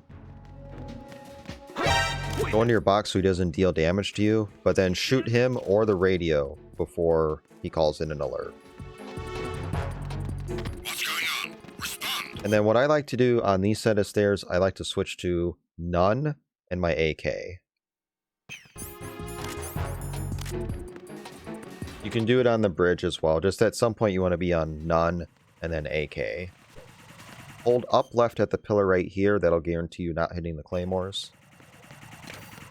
Hug the right side of this rail or the north side. Shoot this cipher with the AK. Grab this ammo and then enter the core. Hold select immediately to answer a codec call. And then don't do any cartwheels or anything in here because the guards will get suspicious of you. Until you get past at least. Once you get past, you can cartwheel a little bit. Sure to have your BDU on and your AK, that way you can go on the elevator. We're going to go to B2. All elevators, you just press up once, and you'll be on the floor you need to be on. Now there's a couple different ways you can do this room, but I'm going to show you the main way how to do this room. So you're going to go this way. Couple cartwheels down the stairs.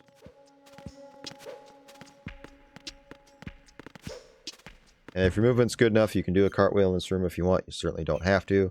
Just going to grab the mic. Don't be afraid to go in between those two guards. You have a lot more room than you think. And if you're too fast, you may have to adjust your movement for this guard. Skip the cutscene. Then there'll be another cutscene coming up. And that's pretty much it. There are other strategies that you can do with like a stun grenade or just shooting the AK as soon as you're in the elevator, like hold the elevator strats. Again, other stuff I'm not going to get into. This is more of a beginner, intermediate guide. I'll show you some fast stuff, but not every little thing is just going to be covered because I simply can't be asked. One thing you do want to do though is turn your turbo on, or you'll be mashing. Go to B1, and then you're going to hold first person view and square and X for this. You don't actually have to exit the elevator to trigger the cutscene. If you try to fire your weapon, the game does an anti-fire basically because it doesn't want you to kill that guard, and then just goes right into the cutscene. As soon as you come out of the cutscene, come down a few steps, knock, and then get in position by doing 2 punches. Going into first person and going at about a 45-degree angle right here, and then waiting for the guard to come by to get him into the retinal scanner. Retinal pattern recognized. You are cleared. Now for Ames, since you're playing on New Game Plus or Plus Plus, Ames is going to be in a random position. It does somewhat matter on Extreme and European Extreme, because if he's in an awkward position, then we're going to have to do a backup. So let's see what we get here, and then I will demonstrate a potential backup. So that would have been best possible Ames up there. So Ames is right here. I'm not going to interact with him. So let's pretend Ames is in one of the vulnerable spots. So say he's right here in the middle of the room. What you're going to want to do is you're going to want to do a punch kick, ideally somewhat away from him. That way you don't kick him. And then you're going to go into first person as you're equipping the directional microphone. The guards still think you have the AK on, but you actually have the directional mic on, as long as you don't let go of first person. Your Ames. And then if that's Ames, then you would interact with Ames, and that's it. Obviously, that's not Ames in this case, but you do a punch kick. During the kick, you switch to your directional microphone, and then you interact with Ames. You're not going to be that slow where he bumps into you like that, but that is the backup. If he's in a weird position, you can do that backup. Because if you switch to something other than the AK, it's an instant game over if they spot you, and that's pretty much it. Since we know where Ames is here, we're just going to interact. Switch to the D mic. Your Ames, aren't you? And there we go.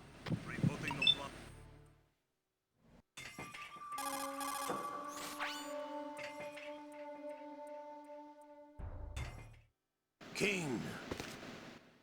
More to skip, more to skip. Now, on the US version of Sons of Liberty, you cannot skip this cutscene. Every other version, just equip your AK as fast as possible, and then we're going to get ready to exit the core. Now, what you're going to want to do here is you're going to want to, as soon as you round the corner, a guard is going to spot you. You're going to get in your box, that way he doesn't shoot at you. You're going to equip or go to the elevator, and then as soon as you press the elevator twice, switch to chaff, switch to M9. It's the enemy. And then shoot him either in the head or in the radio, doesn't matter. You just want to be able to cancel that alert out. When you enter the elevator, switch to chaff because you're going to be throwing one immediately.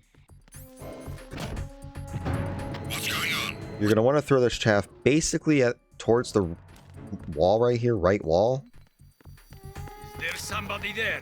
And then you want to go, well, you can go beyond the camera like a step or two. On HD edition, you kind of have to wait a little bit since the grenades take longer to go off.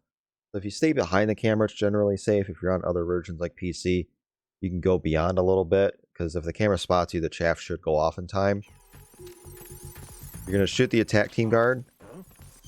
And then you can choose to shoot these two guards if you want. Otherwise, you're just going to book it and leave. And if the guard spots you, you're going to go in your box again so the guard doesn't shoot you. And then just leave. You don't need this extra ammo, but if you feel like you're low, you can grab it if you wish. But be sure when you exit this room that you are on the AK, because you're going to be using it as soon as you leave. So let me demonstrate all that in real time real quick.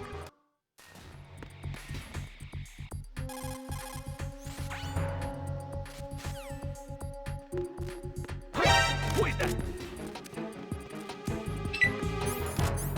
It's the enemy. And Is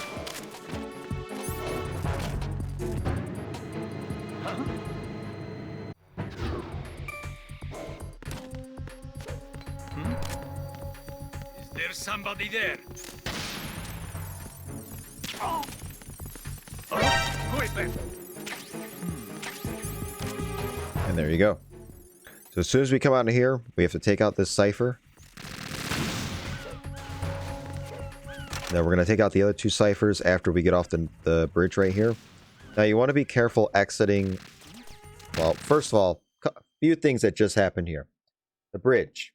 You want to be careful when you do your cartwheels, because however you leave the bridge, however many panels are gone and where, that's how you're going to come back to it when you go back into Arsenal gear.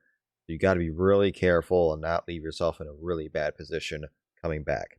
Second of all, if you're angled too far to the left like I was, you could accidentally auto-aim onto that guard And if you're going for big boss rank, you could kill him, which would be bad for you. Otherwise, it's not a big deal if you're going for lethal strats. Just a couple things to keep in mind there. Here, we're going to enter with the M9 on. As soon as this guard spots us, we're going to go back to the box. Who's that? We're going to shoot him either in the radio or the head. It really doesn't matter. Grab the PSG-1 and the ammo. And then just leave the room. Now, there could be a guard coming up. It's something you have to kind of pay attention to at the bottom. If you notice that there's a guard coming up, keep that in the back of your mind. On certain versions, you may see an attack team guard coming up. If that's the case, there's a railing off to the right. You have to hang down the railing, jump down, and then go up the steps, so that way the attack team guard doesn't spot you. It's one of those things where you just kind of have to look down and just say, okay, one guard's coming up. Okay, both guards are coming up. I have to really watch or whatever. But it is version dependent. But if you notice a guard coming up, you're going to be putting on your box as soon as he spots you around this corner. And then just leave, basically. So now we're going to make our way to the Harrier. Avoid the mines on this bridge.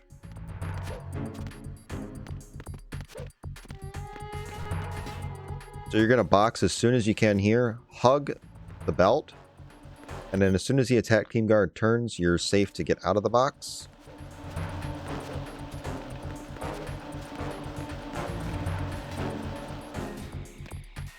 This room, nothing special here.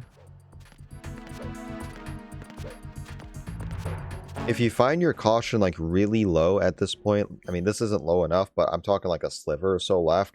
You want to wait till the caution ends, because otherwise you're going to have an attack team guard coming right at you when you're in Strut D. But this is a good enough level where we don't need to actually wait. And then here we're going to approach this guard. We're going to box when he spots us. And then we're not going to cartwheel here, because there is a chance the attack team guard off to the left of the screen could spot you when you're cartwheeling. So we're just going to go up the stairs and then enter like this. Alright. Answer this codec call. Skip. So the sensors. On European Extreme, there are 14 total sensors. There's 2 on ciphers. Rule about the ciphers is if you shoot the cipher before you take out the sensor, then it's going to blow up the whole bridge. So you really want to keep that in mind. And there's a tendency that you could hit a bird if you're in the scope too long or too slow, whatever. So the first thing you're going to do, I'm going to show you the optimal order on how to do this. You're going to grab the pentazamine. You're going to stand about right here, go up to your PSG-1, use 1 pentazamine, that's very important. Take out this cipher first. Unequip, re-equip, that way you're adjusted at level to number 2. Shoot the wall to get rid of the birds. 3, 4, 5, and if you did it efficiently enough, you should be able to get this one in time. And then there's one behind the flag for 7. One here for 8, 9, 10. You're going to take out this one with your PSG-1, and then the last 3, you're going to use your SOCOM for. So 12, 13, and 14. So we'll do that again in real time.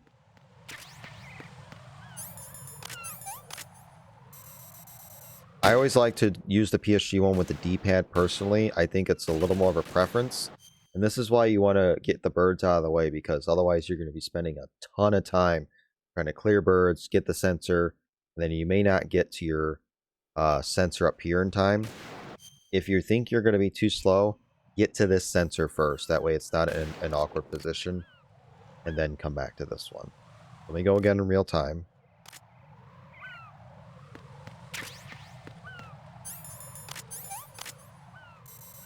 We're going to shoot our first there. 2, wall, 3, 4, 5. If you catch it while it's rising, it's good. That means you were fast. 7, 8, 9, 10. Oops.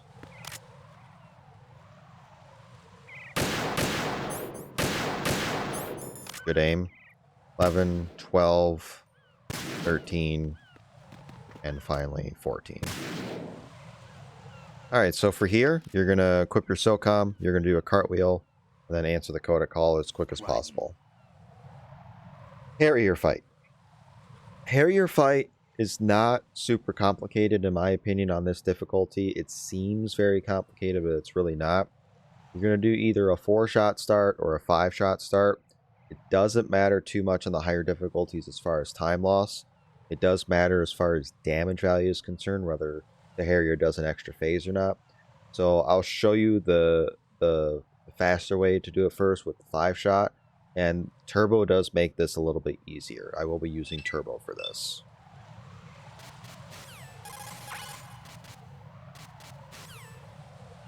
So as soon as the fight starts, we're going to go to the Stinger. We're going to equip it right away.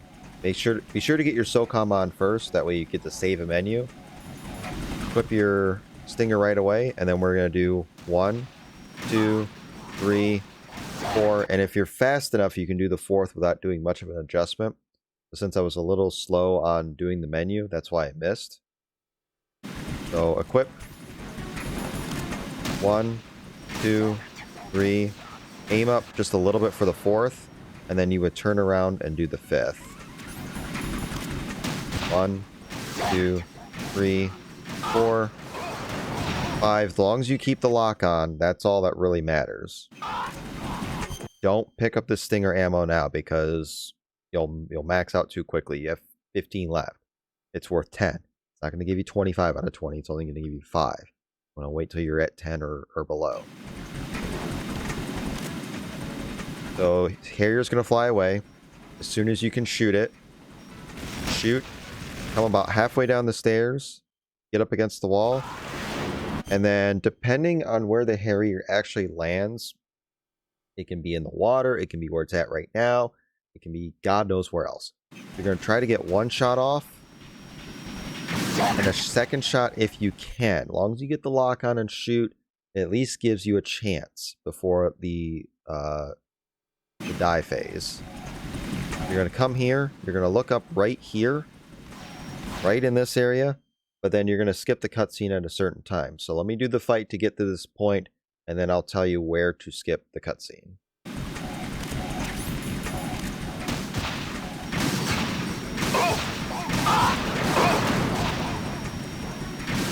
There's 5.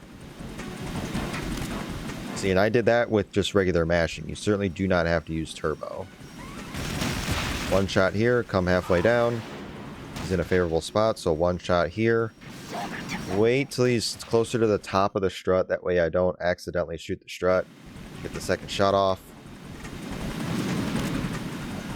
And then when he's right here, that's when I shoot. Get a shot here, and then you'll be able to get a 2nd shot, as long as you have the lock on, as soon as the 1st shot hits. And when you're down there, you won't take any damage, so it'll protect you. See which way he's going, because he can go either way. So he's going this way. If he goes this way, the Kasatka has a tendency to get in the way. If the Kasatka gets in the way, you either have to delay your shot, you have to curve your Stinger around so you don't hit the Kasatka. It can be a royal pain in the ass. So I have to go a little below and try not to hit the Kasatka. I think it's going to hit it. It did. If it does hit the Kasatka, then you just set up, shoot 1 more shot, wait. And then what you're going to do as that missile is approaching from the Harrier, you're going to get lined up on this rail. You're going to get ready to do a pop-out shot to give you invincibility frames. And then what you can do, depending on your timing, is as the Harrier is flying over, you can shoot a Stinger immediately. It's kind of called a trick shot. Right now he's already passed, so it's kind of too slow for that. But if the Harrier is too close to you, then it could potentially blow yourself up. So for safety, wait till the Harrier flies by, and then just try to get some shots off on him. That's a miss. That's a miss. So if you're in a bad situation like this, you're going to have a lot of issues. Missile phase. Line yourself up against the wall right here. You'll get a couple of shots off. You can get 1, 2, and then you're just going to do pop-out shots. You're either going to do 5 or 6 depending on the missiles. So I only did 5 there, and then we're going to try to deal as much damage as possible. Since we didn't get the Stinger missile ammo earlier, it puts us in a bad position.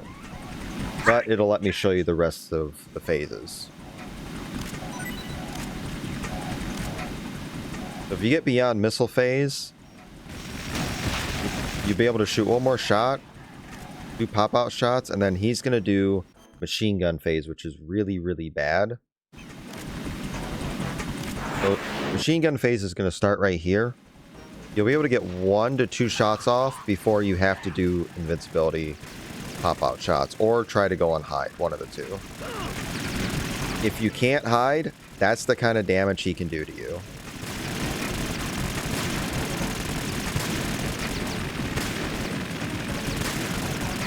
Is that the best you can do?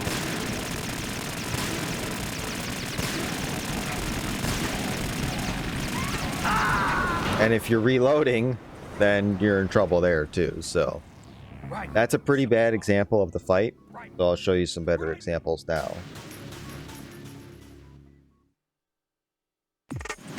Equip your SOCOM, Stinger, 1, 2, 3, 4, 5. As long as you have the lock on, you can unequip, and the Stinger missile will likely hit. 1 shot here, go halfway down the stairs, go against the wall. He went wide, so you should be able to get 2 shots off here. Aim in your spot, skip the cutscene as the missiles are coming down, and then fire right away. You should be able to get 2 shots off here. See which way he goes. He's going this way. Collect the Stinger ammo at this point. I'll let you go out in style. Not going to hit the Kasatka here, so I should be able to get 2 shots off here.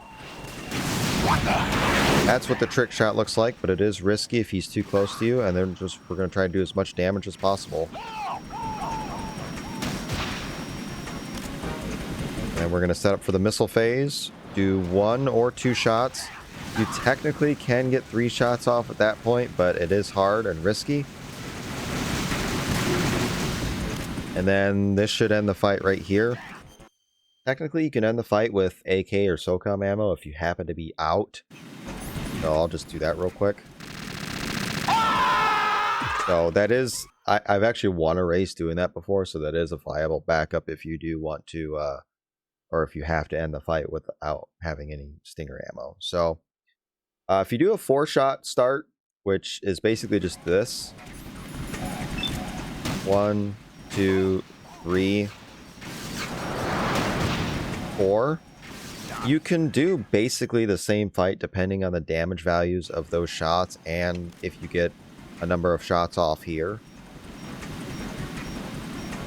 So if you get your shot off here and get at least 1 shot here, then you're going to go right into die shots, which is basically the same fight I just showed you.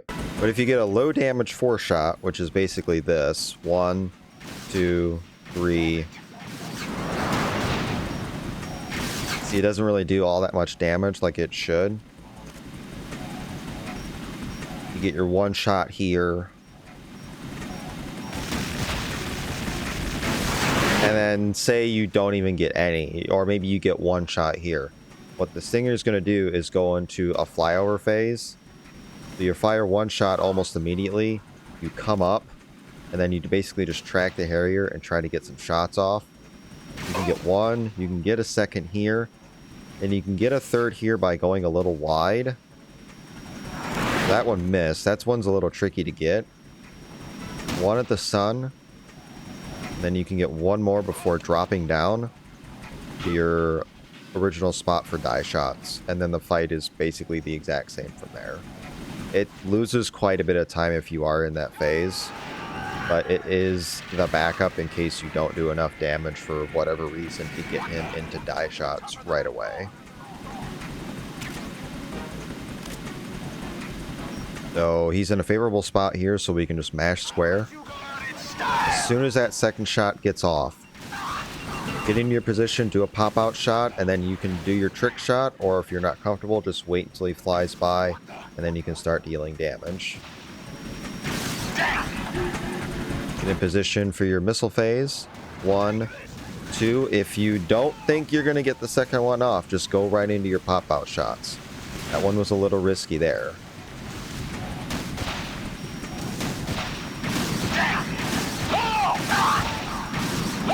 So if he gets off, you can try to turn immediately and hit him like this. Sometimes you'll hit him, sometimes you will not. It just really depends. So let me demonstrate a clean 5-shot fight, ending at missile phase, and then we'll move on with it.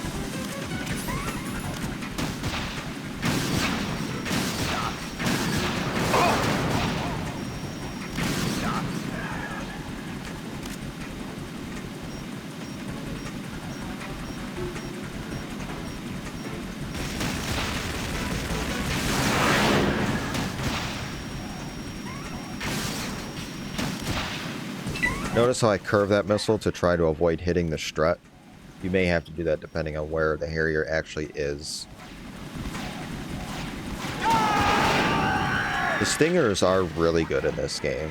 Like, they're way better than MGS1. Like, you can do some nice curving tricks with them. So now the Harrier is going to this side, which means no Kasatka interference. I'll let you go out in style!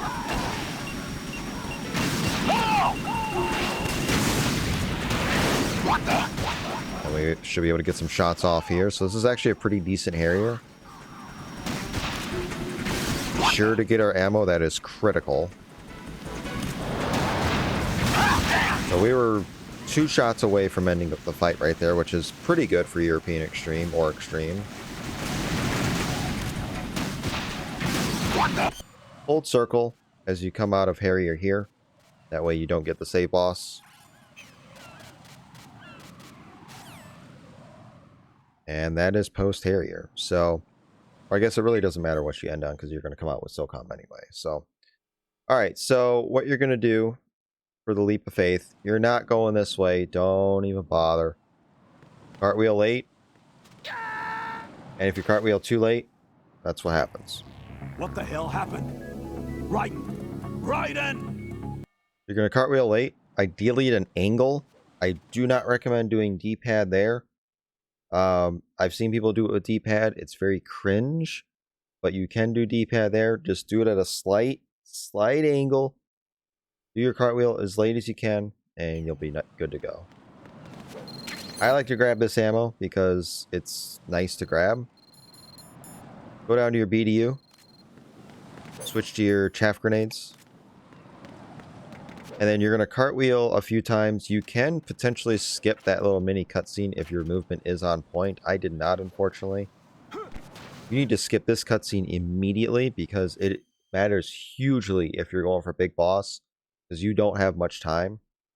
And then the other thing is, it is very important to equip the BDU here because it offers camouflage. If you don't, the guards are going to spot you from a billion miles away, and it's going to cause all sorts of problems. This is not a pretty sight. Hurry up and check the situation. Shimmy across here as fast as possible. Get up as fast as possible. And then we're going to do a cartwheel into the ladder. Mash triangle as we get into the ladder, and it'll just grab the ladder for us. This room is pretty simple. We're not going to do any cartwheels until we get to the start of the third window. We're going to do a knock right here. Distract that guard, and then we're just going to be on our way. I like to unequip my BDU at this time because I don't need it anymore. And the weird thing with the BDU is if you enter a room where it has a cutscene and you have the BDU on, the rendering time is much slower. It affects it more on PS2 HD collection, stuff like that, but it does lose a couple of seconds on PC. So we're going to be getting a cutscene as soon as we enter Shell 2. If you have the BDU on, you're going to lose a couple of seconds. Go up against this wall. You can go really early or you can go really late. If you go up here, sometimes you can just slip off like that, and it's kind of dubbed as the D-Lime special. I like to go somewhat early just to be safe. And then when we get to the crouching part here, we're going to switch between two weapons to kind of cancel our animation, and it's a little bit quicker. You don't need to do it all standing up. It's no quicker standing up. Skip the cutscene here. Oh, I'm going to go in my pants. Go down at this rail. You can grab this AK ammo for safety for later on if you wish. And then as soon as I get to the stairs, throw a chaff grenade. And then we're just going to go into Shell 2.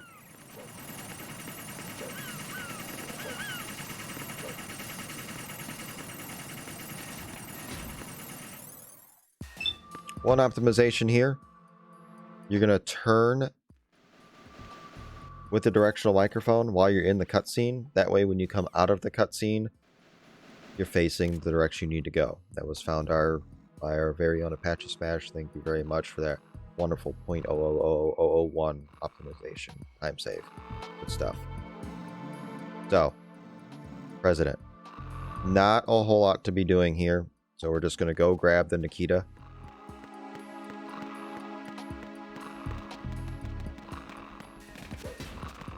Just good movement here. Nothing special. Elevators are random. They can come fast. They can come slow. Always press the elevator twice.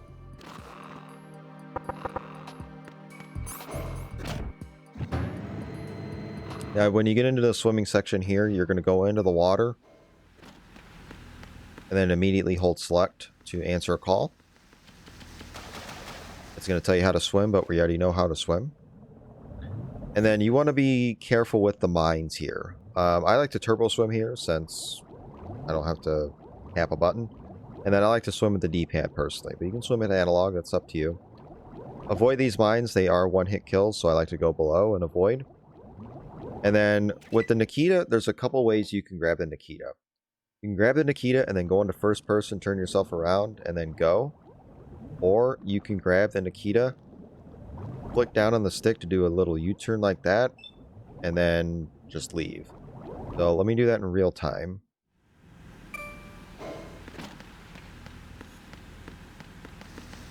I personally like to do the first person thing, but you can do either or. It really doesn't matter.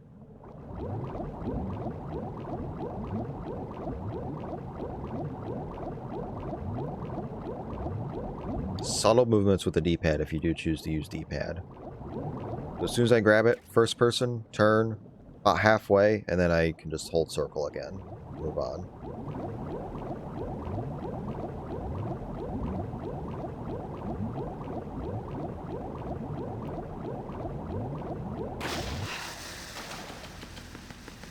And then I like to do a cartwheel right here to, I press R2 to go to my directional microphone. Then go to Nikita, Stinger, switch back to Nikita. As soon as I exit this elevator door, I'm going to fire a Stinger missile at the wall. It's going to wake the president up. This is critical.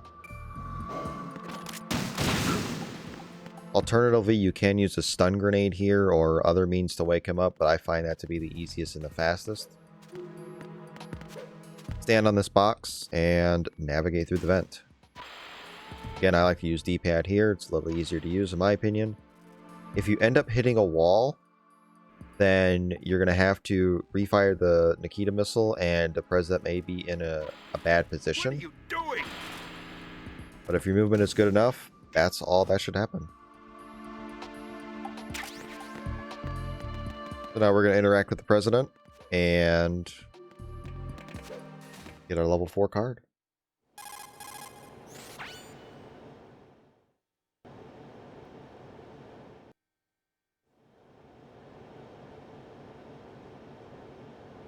As soon as we get out of this cutscene, we're going to do a cartwheel south. Unless you're getting extra Stinger ammo, which is in here, which that depends on your Vamp strategy, whether it's going to be lethal or non-lethal. Also depends if you're going to do swim glitch or not. So I'll show you the ammo real quick where it is. If you need more Stinger ammo, it's just right here. So we have currently 9. Let's grab it. Let's just grab it just because. And that way it'll let us do swim glitch. So more cutscenes and codecs to skip here.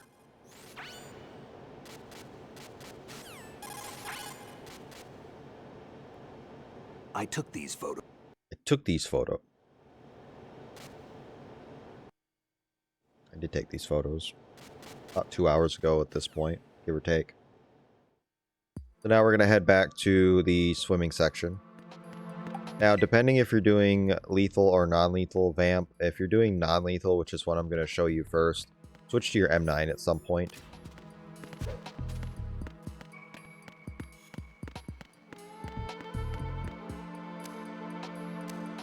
And then we're going to go down the elevator and swim to Vamp. So with this, I'm going to show you two ways. I'm going to show you how to swim normally, and then how to swim with swim glitch. Do the swim glitch. So if you're swimming normally, all you're going to do is just swim, really. So you saw the first half of the swim, getting the Nikita.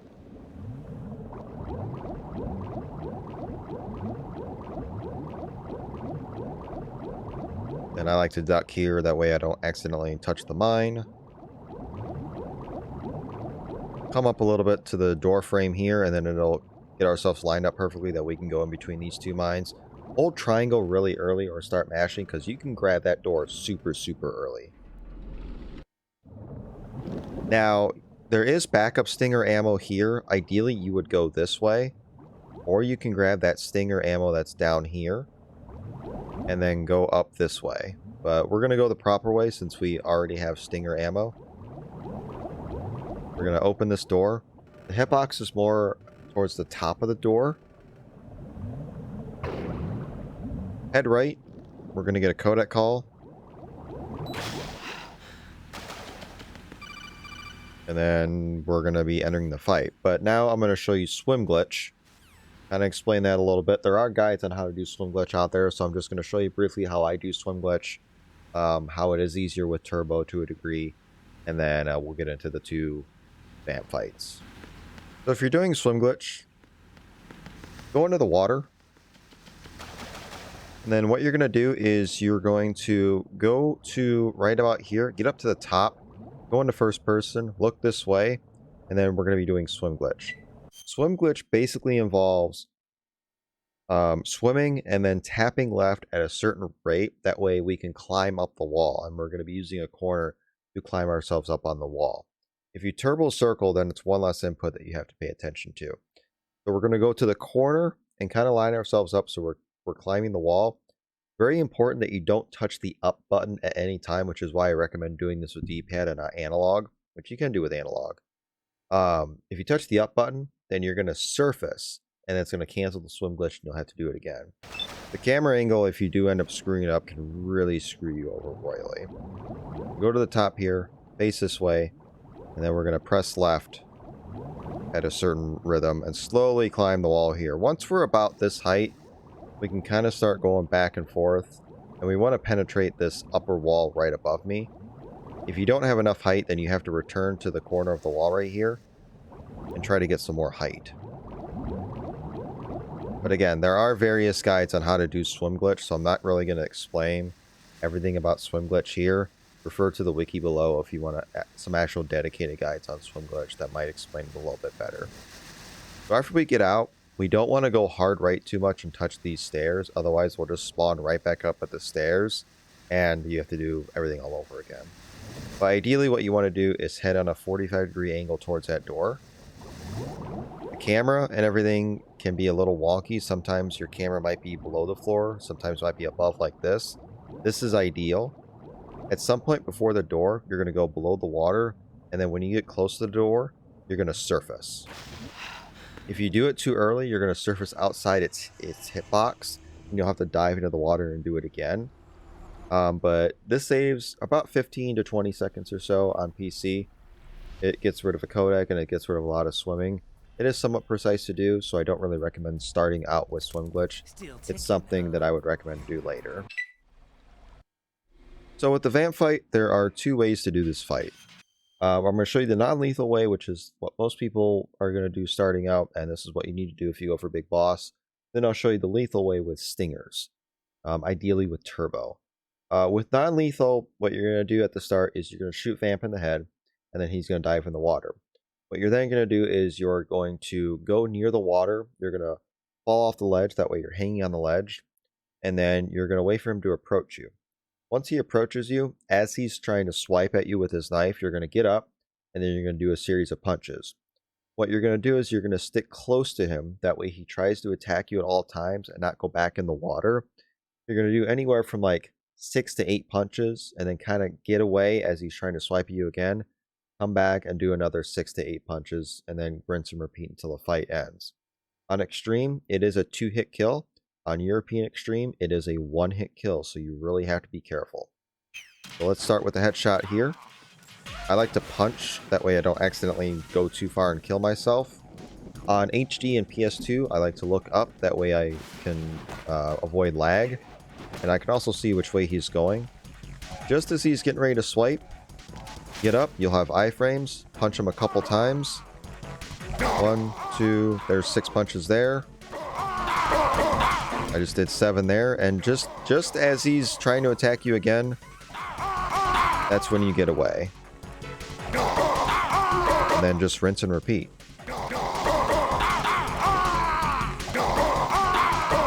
Now you can do 8, 9, 10 punches on occasion.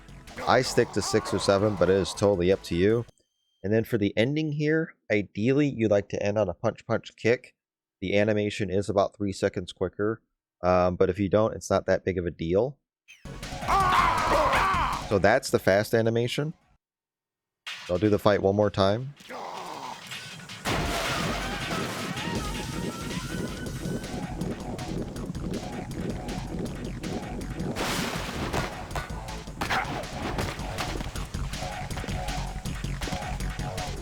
So get up as he's getting ready to swipe at you. Get a couple of punches in. And start your loop.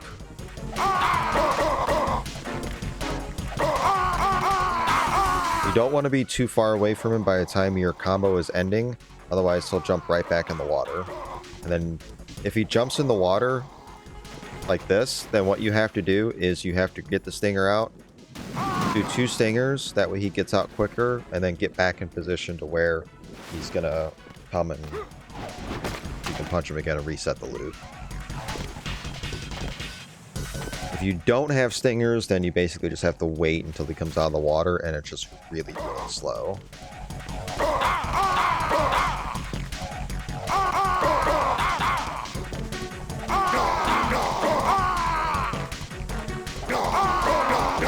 And if you don't end on the punch kick, it's a slow animation like this, but again, not too big of a deal starting out. So now I'll show you the more, it's a little trickier, but it is way faster. I'll show you the lethal method on how to do Vamp. So with lethal Vamp, you're going to want at least 16 stingers. You're ideally going to want SOCOM and stinger for your 2 menu items, or weapon items. It's fairly difficult to pull off in single segment. I really don't recommend this starting out. It's only if you really want maximum time save if you're not going for big boss. But I'll show you a couple ways how to do it, but they are by no means consistent at all. You have to really pay attention to your stinger count post-Harrier to determine if you do need stinger missiles or not. More often you will. And depending if you do swim glitch or not, that's going to depend if you're going to get stinger ammo in the President's Room, or if you're not doing swim glitch in the area where all the rubbish is, basically. So there's 2 ways you can do this. One with turbo, one without turbo. One without turbo is just going to require precise inputs. 1, 5, 6, 7, 8.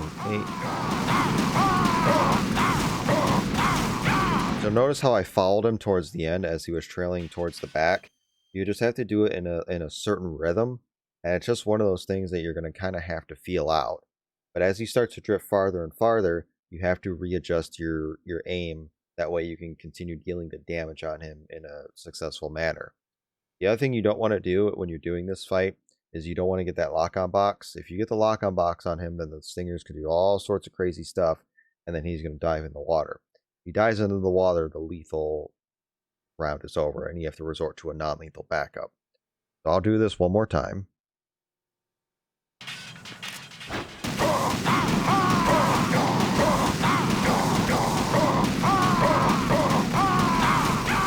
You don't have to adjust too much, but you do have to adjust a little bit up. And I did get the lock on, but luckily it didn't do anything.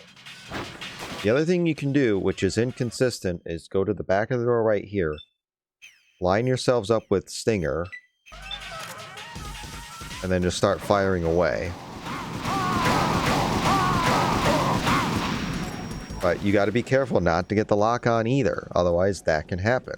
I find this way to be way more inconsistent.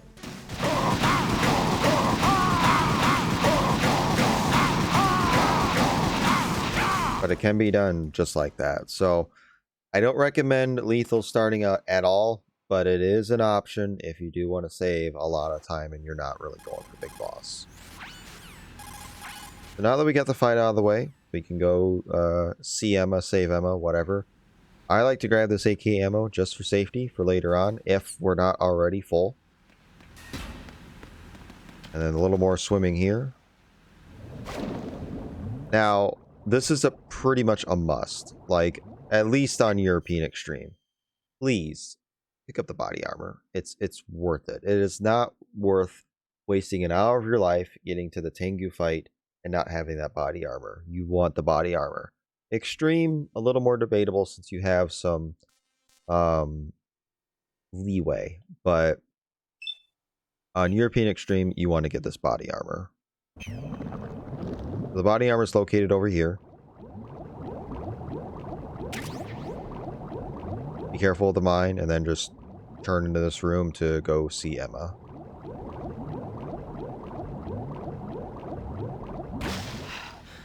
What I like to do here is do a cartwheel on the stairs, equip to my M9, then unequip it, that way it's on my previous, and then interact with the door.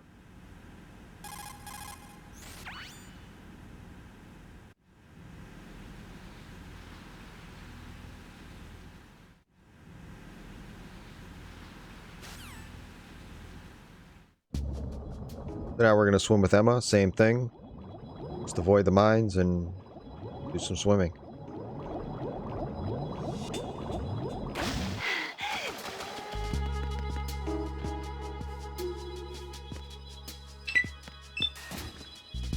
Skip some more cutscenes and codecs.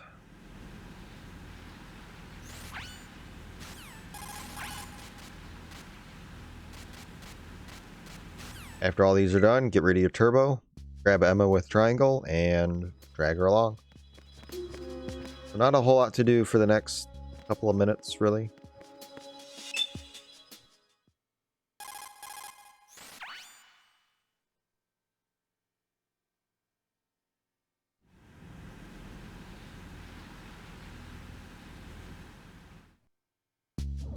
So this is going to depend whether you did swim glitch or not. If you did swim glitch, then this door is going to be closed and you're going to have to open it. If you did not do swim glitch, then this door is going to be open. I like to hold triangle right as I'm getting to the door. That way I can grab it right away. And then depending if you're going for big boss or not, you need to pick up the PSG-1T, which is located right here. Then dive right back in the water. If you're not doing big boss, then you can just skip that and move on. But we'll grab it. Line yourselves up with the top of the doors. That way you're perfectly in line to avoid those mines. Swim down to the bottom here to avoid this mine. And then as long as Emma's health doesn't go below the letter A in her name, then that's fine. If it goes below the letter A, then she has a tendency to rest. And you have to like get her up and it's much slower. You don't want any of that. Grab Emma. Bring her to the edge of the bugs, call for the elevator, and then we're just going to choke her into the elevator.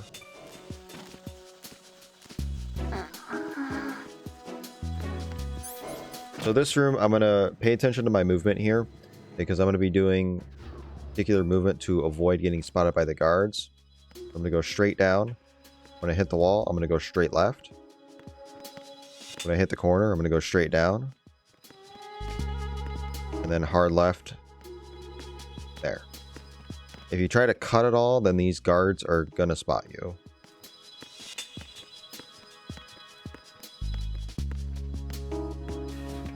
Here you're going to get a cutscene. As soon as you come out of cutscene, grab Emma as fast as possible. And then when you get to, about right here, go over and take out these guards. Be sure to get headshots on them. Otherwise, if you get neck shots on them and they turn around and hit you, that can be a whole world of trouble. And finally, this guard. Take him out with a simple headshot, and you are okay. Now, one thing you can do here to save some time, you can do what's called the Emma bump. You basically take Emma, you get her to about the edge of the door, and then you just bump her through. If you're too slow, then she comes back towards you. But if you bump her through the door, it does save a few seconds because it spawns her a few steps forward on the other side. The issue is, you can do it on PSC just fine. PS2 is fine. If you do it on the HD collection, it has a high tendency to soft lock the game because Emma falls through the level and you can't get her. Even if you take a death and try to reset the room, it just doesn't work. Your run is just literally over at that point. So I would recommend doing this on PS2 or PC. I would not recommend doing this on the HD collection. So we're going to line Emma up again. Right about here. Bump her through. Now, that was close. It may not have worked. So it did work. She has to be touching the load zone in order for this to work. If she doesn't, then you have to go back in and get her, basically. Bump her one more time to get her to go a couple steps forward. Grab these chaff grenades. Very important. And then right where the little wall stops, I'm going to throw a chaff grenade.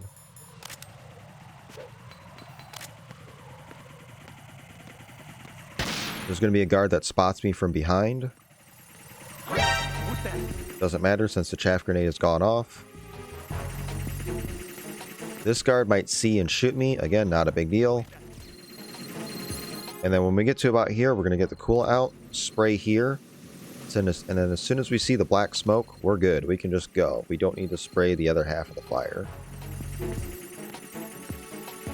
Let Emma go right about here, and then I like to quick equip my M9, and then unequip it. That way it's on my previous and ready to go. This room here can be a little tricky. We're just going to take out the two guards that are here. Be sure to hit their heads. Do not hit them in their necks. Do it in whatever order you'd like. It doesn't matter. And then we're going to do the sniping section.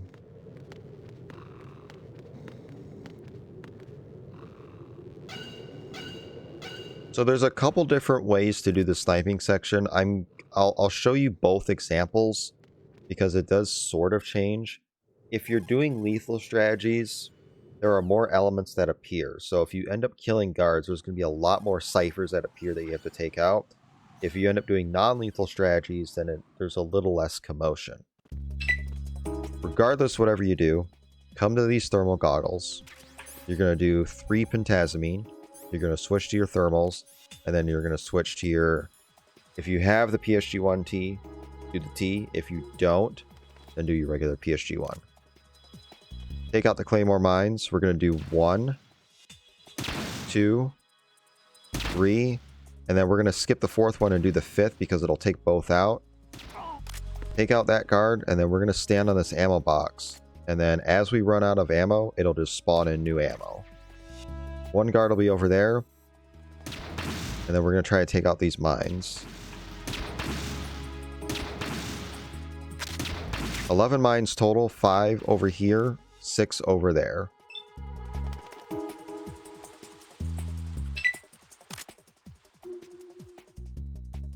And then we have these guards coming up. If you turbo them, it'll be a lot easier to take them out because you have basically unlimited ammo.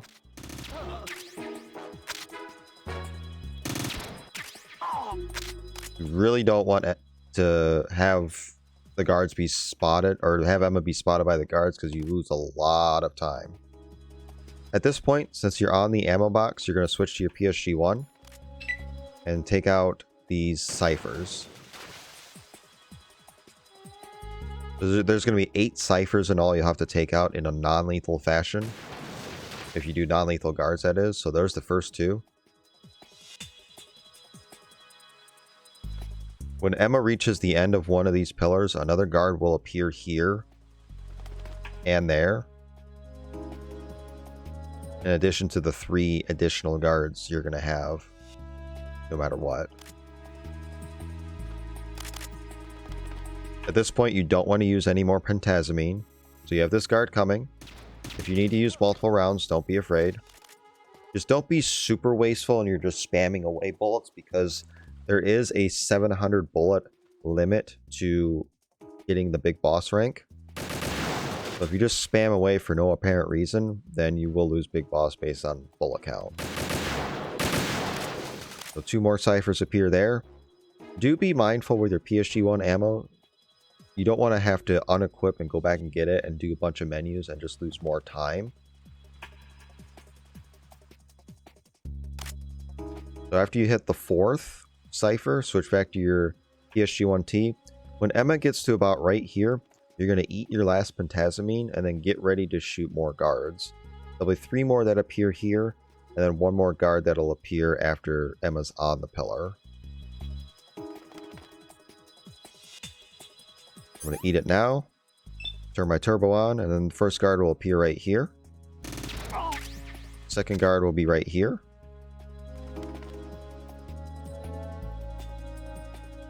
And the third guard to the left. Switch back to the PSG-1, take out this cipher. There'll be 3 more ciphers after this. The next element will be the guard. 1 guard that'll come out right here as soon as she gets on the pillar.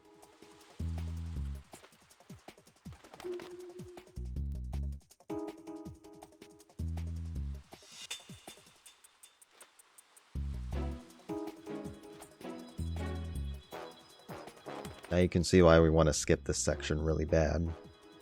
A lot of people would pay some good money to have this section skipped in a speedrun, that's for sure.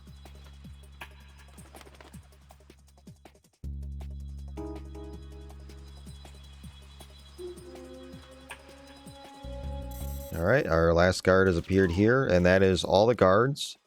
Another cipher here. And there'll be 2 more ciphers, 1 in this general area, and 1 in this area.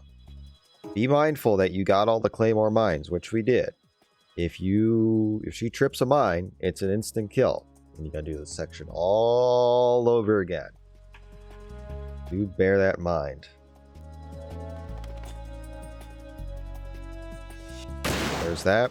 And then the codec call on Extreme and European Extreme is going to come in very shortly. Snake is of basically no help even if you wanted it.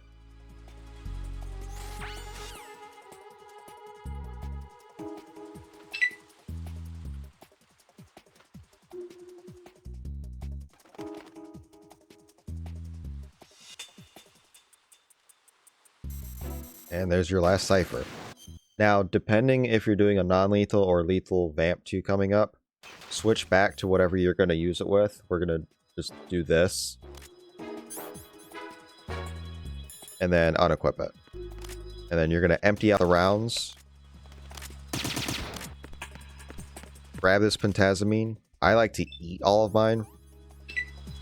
And then if you're using the PSG-1T, you have to be in the scope when the fight starts. If you're not in the scope, then it's just going to give you the PSG-1 automatically, and then you have to do an extra menu. So if you're using PSG-1T, go into the scope, sit there, wait for the fight to start.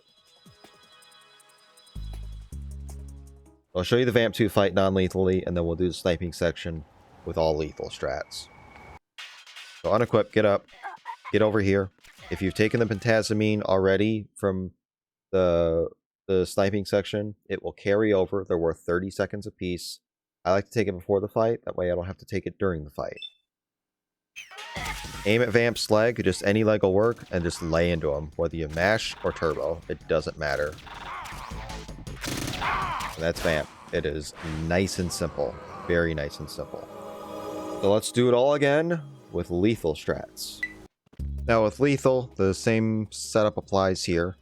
We're going to take 3 pentazamines, switch to our thermal goggles, and switch to our PSG-1.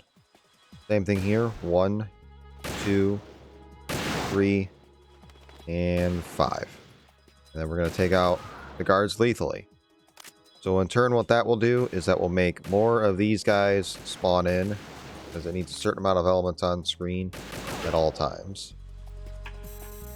The nice thing about the PSG-1 is we get unlimited ammo. We don't have to switch between 2 weapons, 2 items, and our Vamp 2 fight is much, much quicker.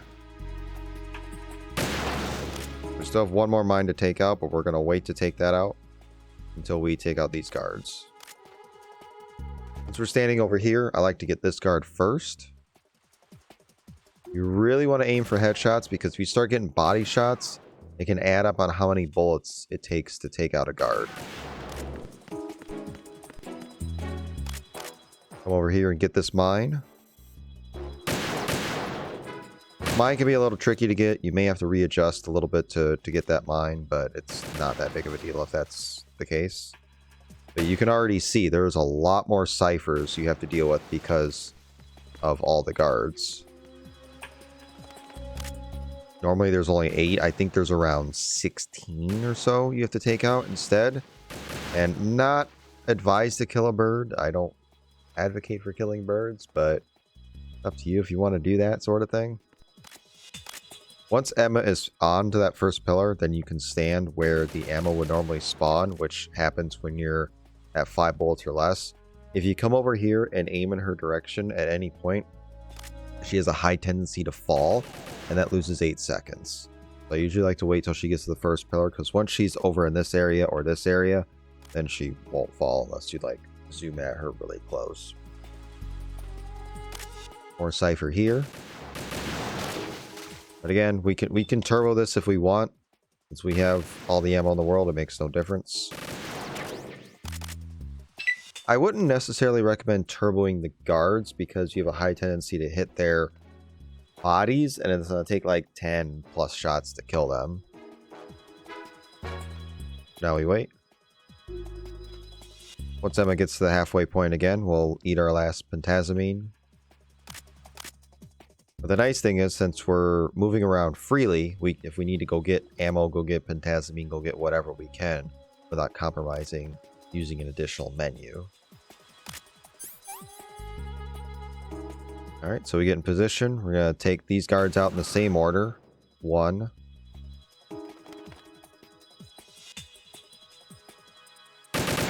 2 and 3.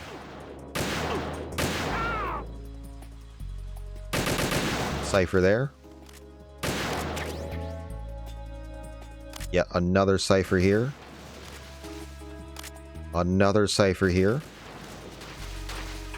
So it always has to have a certain amount of elements on screen at one time, which is why there's a lot more to do in lethal, but it does save quite a bit of time on the back end.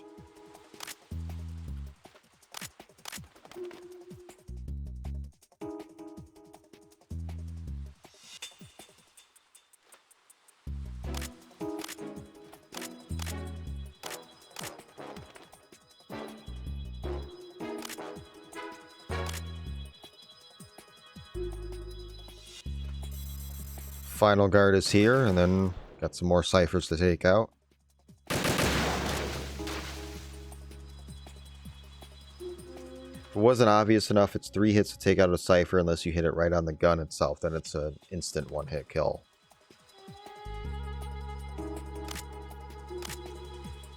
Should be a couple more ciphers, and then we can do the lethal vamp fight, which is really, really easy. We'll go ahead and grab this now, quickly equip to it.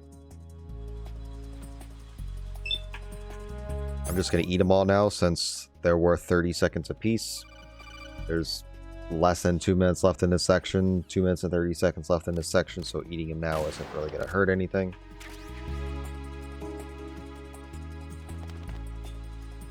You want to make sure you're at full ammo for the vamp fight coming up, which is 25 bullets in this case. So take out the last cipher, get it down to 5,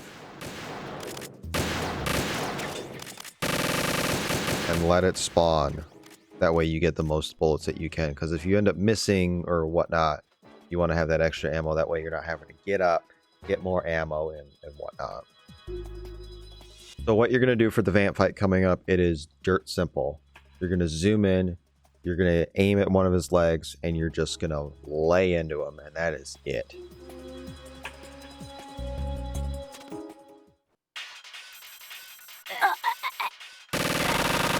That's the fight. That is the Vamp 2 fight on European Extreme and Extreme. Same fight on both difficulties. So, now we're back in the Shell 1 core. We need to get, or now we're back in Shell 1. We need to get to the Shell 1 core. Another time section, so if we take a continue, we start back at this section all over again. So there's one guard we're going to have to deal with. We can choose to either trank him, or we can choose to just take the hit. So we're just going to take the hit. If you want to avoid the alert, which it won't be a carried alert, you'll get out in time, you would think. Bump into him, and then it'll reset his animation, and then you won't have the alert carry. You don't care, then just run around him. And then what we're going to do is we're going to throw a chaff grenade. We're going to kind of wait for a second until the cipher moves, and then we can go. Now this bridge depends on how you left it. If you left yourself good gaps, it's not going to matter. But if you left yourself huge gaping holes, you're going to either have a lot of anxiety going over these gaps, or you're going to have to either shimmy across like this, or use the hanging mode.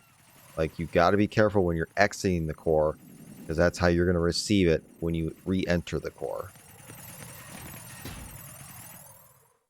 And now we enter endgame, so we're going to go right for the elevator and enter arsenal gear. Into the fun stuff. Skip our cutscenes here. When we enter the codec, we're going to hold circle or mash circle to avoid the save boss. Get more cutscenes, and we are at torture sequence number 1. You don't need to do anything here. You don't need to mash. You don't need to do anything. Jack the Ripper? This is just a tutorial section, so you can literally sit here and do nothing. You know this fellow? You remember me, don't you? You've grown. High concentration of cerebral implants. Have they altered your memory, too?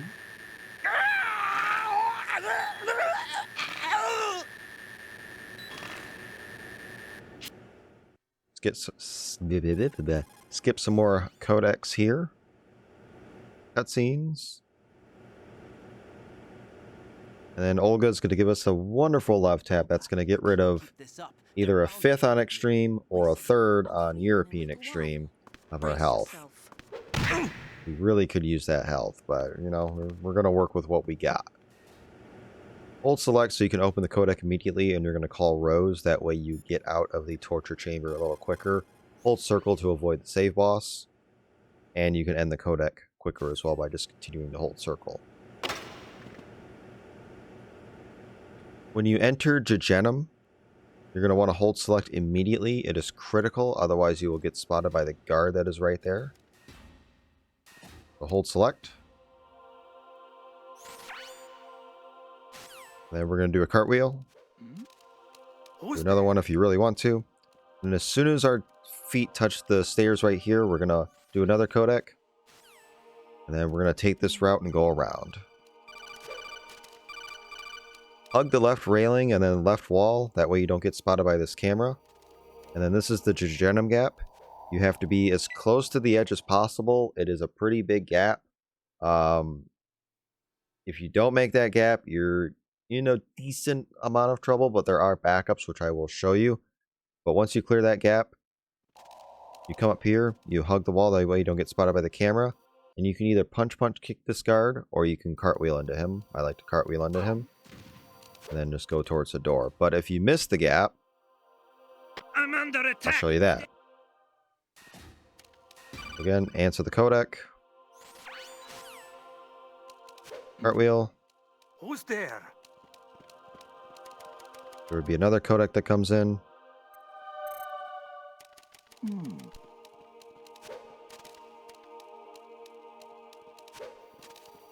If you get an alert in here, you're pretty much done. You pretty much just have to continue. But if you miss the gap, it's bad, but it could be worse. You go around just like this, go around the guard, and then you should be alright to just stay up here like this. Here you have to watch the camera and see where it's at. And then you can just go around just like that. That's if you miss. Just kind of have to pay attention to the last camera and then that last guard as well if you do end up missing. As soon as you enter ascending colon, hold select to answer the first codec call. And then you want to hang out on the north side of the area. You don't want to go too far north, so I stand right about here where those 3 lines are on the floor that are moving. You're going to answer a total of 6 calls, including the one that you answered when you entered the room. This is call number 3.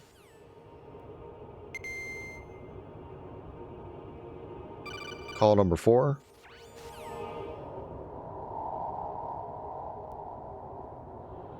Call number 5, and then hold select immediately as you get out of call 5 and go to call number 6. And that'll be Rose. If you go too far south or too far north, then you'll just get other calls that are unnecessary. You want to hang out in a specific area of the room. As soon as you get the blade from Snake, you want to swipe immediately to start a 45-second timer. The game wants you to know that you know how to use the sword. And I'm going to switch to non-lethal as well for later. And after that, I'm going to switch to my box and my body armor because I will need those at the ready for the Tengu 1 fight coming up. So with this room, you want to hang out above where Snake was. You don't want to hang out at the south part below. You don't really want to mess with him either because it's a high risk he'll do damage to you. And you need all the health you can get for the next section coming up. So after 45 seconds, this area will progress. You'll be in the Tengu 1 fight. What you need to do is basically use stun grenades to get to the end of the room. You're going to go up to the door. You're going to do a punch kick. And then during the kick, you're going to let go. What it's going to happen is Raiden's going to hit the load zone behind it. And you're going to skip the rest of the fight. Time to go. The challenge is going to be getting down there without dying. There's a couple different ways you can do this. I'll show you 2 different methods on how to do it. And I'll show you like a backup you can do like with the AK if you're in trouble and whatnot.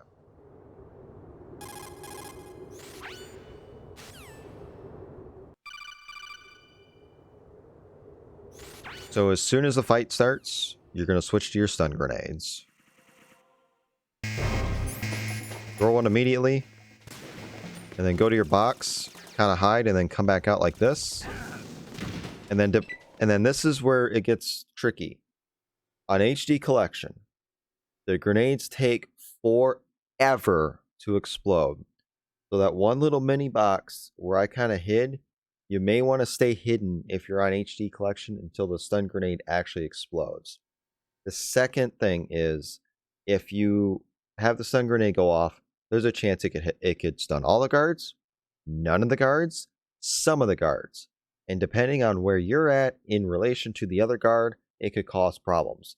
This guard did not kick me. That's the number one thing you need to avoid, is having a guard kick you. Because then it gives a chance for the other guards to get up, and then you are in trouble. So this guard is okay. If you find yourselves in trouble, what you can do is you can whip the AK out. Again, you could stun them if you care about Big Boss, or if you just want to flat out kill them and you don't care about the rank, you can just kill them. You go to the end of the room, throw another stun grenade here, and then just start throwing stun grenades if you got them. And then what I like to do is hang out on the right side of the door in case there's a guard on the left side of the screen that comes down. And that's the fight. So I'll do it again in real time.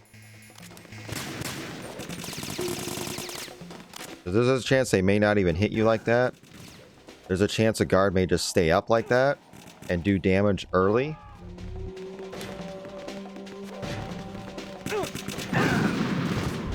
Yeah, so if that guard to the right spawns on the left side of the screen, you have to be over at this side of the door where I'm at.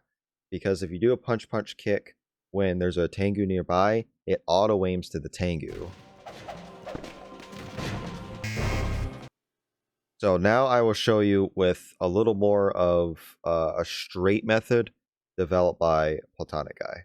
So the gist of the Platonic Guy Tengu one is you're going to want to throw a stun grenade immediately without turbo, get into your box, come onto your box, shoot one of the guards with your SOCOM, immediately cook your second grenade, hold it for a bit, and then throw the grenade. And then you won't have to do anything for the rest of the fight except go to the door.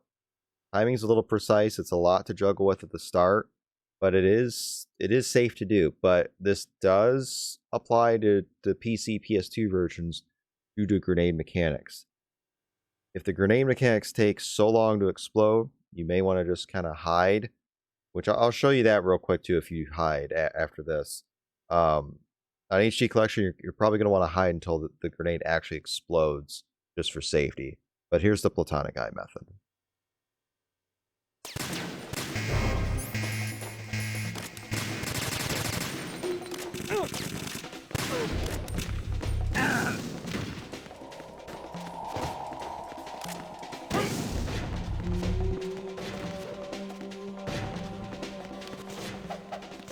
And there it is. So it's pretty fast. You don't have to do a whole lot. You can do it with only 2 stun grenades, but it is a lot to juggle at the start. So for HD Collection, this is probably what you want to do here since the grenades take so long to explode. Throw one right away, and then just kind of hide until it explodes. And then just kind of hope for the best. If you get Tengus that come out, just kind of stun them like that. And then after you get past that big box in the middle, hope for the best. And just throw grenades.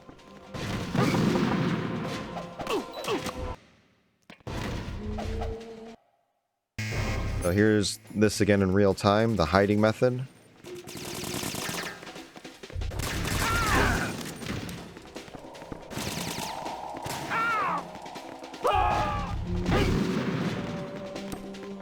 It's one of those fights where it really depends on what version you're on and how comfortable you are with some of the mechanics. But here's an example of the auto aim really trying to screw you over. That's why you have to like have those guards stun at the end, or if the guard on the left spawns, you have to be way away from the door in order for it to not auto aim.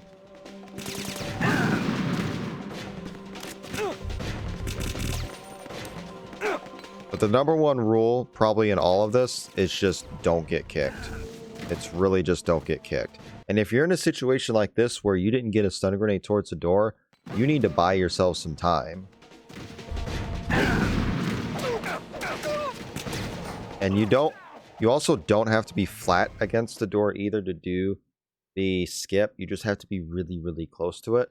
So if you find yourselves with a guard that's right up against the door, it's going to prevent you from being flat up against the door. Don't panic. Get as close as you can to the door. Face the opposite direction. And then try to skip from there. So one more time. We'll do a couple more of these just in real time. And then we'll move on to the next boss fight.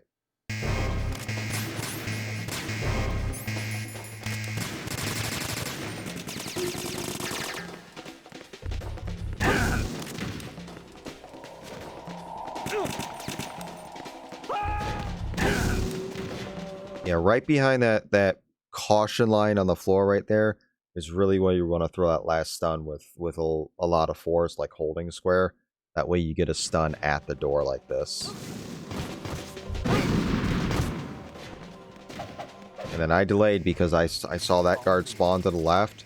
If I would have PPK'd any sooner, it would have auto-aimed to him, and then I would have had to reset and try again. We'll do one more.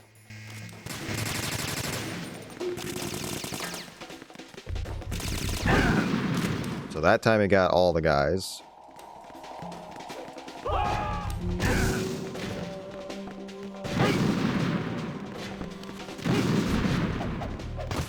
And that's all of them.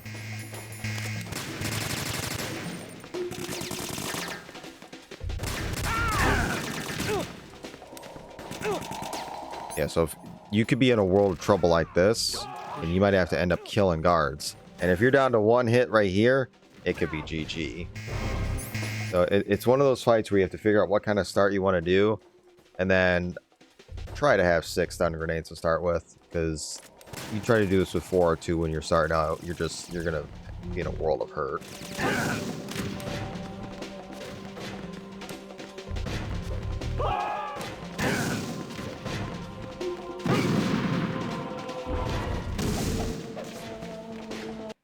That's Tengu 1. So Tengu 2 fight. I'll show you both ways, but there really should only be one way to do this fight. And thank you again, Platonic Guy, for finding the key to success. This fight used to be RNG hell. This fight used to be terrible on the high difficulties. But now, thanks to a consistent coolant skip, we can do it in a relatively safe manner, and it's very easy to do. So, what you're going to want to do is you're going to equip your M9 and your coolant. When you start the fight, you're going to want to trank snake immediately. And then what you're going to do is you're going to go into this position. You're going to wait till the Tengus are close to you, and then you're going to start spraying like this. From the moment the Tengu 2 fight actually starts to at least a minute and 5 seconds, so 65 seconds, you need to be shooting him, spraying him, and then you cannot do the next action until at least a minute and 5 seconds. I usually wait about a minute 7, minute and 8. You can go off of audio cues for this, for the music. You can go off your timer if you're using a timer, whatever. Just however you can get to like a minute 7, minute and 8 seconds. That's what you need to do. So let's start the fight. I'm gonna wait till the timer's good for me. So trank snake immediately. Come to here, equip your coolant. When the Tengus get close, they can even swipe at you if you have enough health. And I like to do this with turbo. That way I don't have to constantly keep pressing square, because if you just hold square, Raiden's going to reload the coolant, so to speak. It's going to have to recharge, and that's just going to cause the coolant to stop. So we're just going to spray these guys for at least 65 seconds. I would say more or less 67 to 70 seconds. After we reach that threshold of 67 to 70 seconds, we're going to go up to the nearest guard and do a punch-punch-kick combo. It's very important that you do a punch-punch-kick. And ideally, you'd like to domino them. After you do that, you just kind of run away and wait for the fight to end. Key to consistency here in our testing is the punch-punch-kick combo on the guards.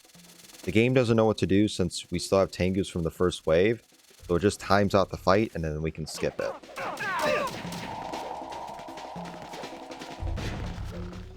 In the event it does not work, then you're basically taking a death and trying it again. There's no real backup for that. So now I'm going to show you the old school method in case you're having trouble with the coolant skip, which I don't know why you would be. This is the old choke method. So what you're going to want to do is you're going to want to run into snake. You're going to punch the guard that's to the southeast, and then you're going to choke him. Punch him, grab him. So that's one choke. So we're going to do a series of chokes. This is 2 chokes. So as he's animating, trying to get out of the choke, you're going to want to re-grip your handle on him. So that's 4 chokes. So we're going to do 10 chokes. We're going to lay him down. We're going to grab him again, and we're going to do 3 more chokes. Lay him down, and do it again.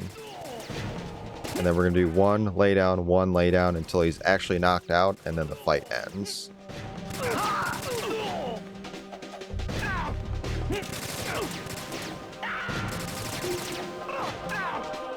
That's 10. So we're going to let him go. We're going to re-grab him and do 1, 2, 3. The issue with this, though, is you can go too fast doing this, and it introduces RNG because if Tengus come into the room, they can try to shoot you. It ruins the fight. It kills this guard, and then you cannot skip the fight. Snake could come into the room and interfere with you. Snake could die, depending. So it's an old school method I just do not recommend anymore under any circumstance. But just for guide purposes, I figured I'd at least show you. It came as a complete surprise. Okay. The Metal Gear Ray fight. This is going to be a very complicated fight. I'm going to explain this the best I can with the loop method. I'm going to show you 2 different intros. Be sure to get this stinger ammo before the fight starts too, that's critical. I'm going to show you 2 different introductions. I'm going to kind of explain the fight as I go along, but it's really just going to be about doing certain shots in a certain order on certain rays with certain health values at certain times. Like it's really just about, okay, this shot goes here at this time, this shot goes here at this time in order to keep the loop. An ideal fight on PC is about 410, 420-ish, give or take, maybe 4.5 minutes. You basically want to stay in a corner area, which is right around, it's like right around here, right around at this little square. We're going to be hanging around here the whole time. And we don't want to drift too far back because it's going to be slower and less likely for us to keep the loop. And we don't want to be too far forward because we don't want to be too close to danger. We don't want to be too far forward this way, otherwise we'll get hurt. So I'm going to show you a couple different ways to do this fight as far as the intro, and then we'll go into the meat of the fight, and then I'll do a couple of real-time ray fights. No more games, Jack. So for the traditional ray start, you're going to do a cartwheel forward, equip your stinger, and then we're going to deal our ray fight or ray shots from middle, right, left, middle, right, left, middle, and then just a single headshot to the right. You want to do leg, head, that way you get critical damage. So middle, right,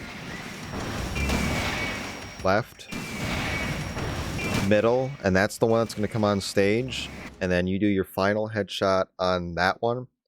Unequip. Cartwheel as he's in the air. That way you don't get stomped on or get... he doesn't stomp on the ground and then cause you to fall.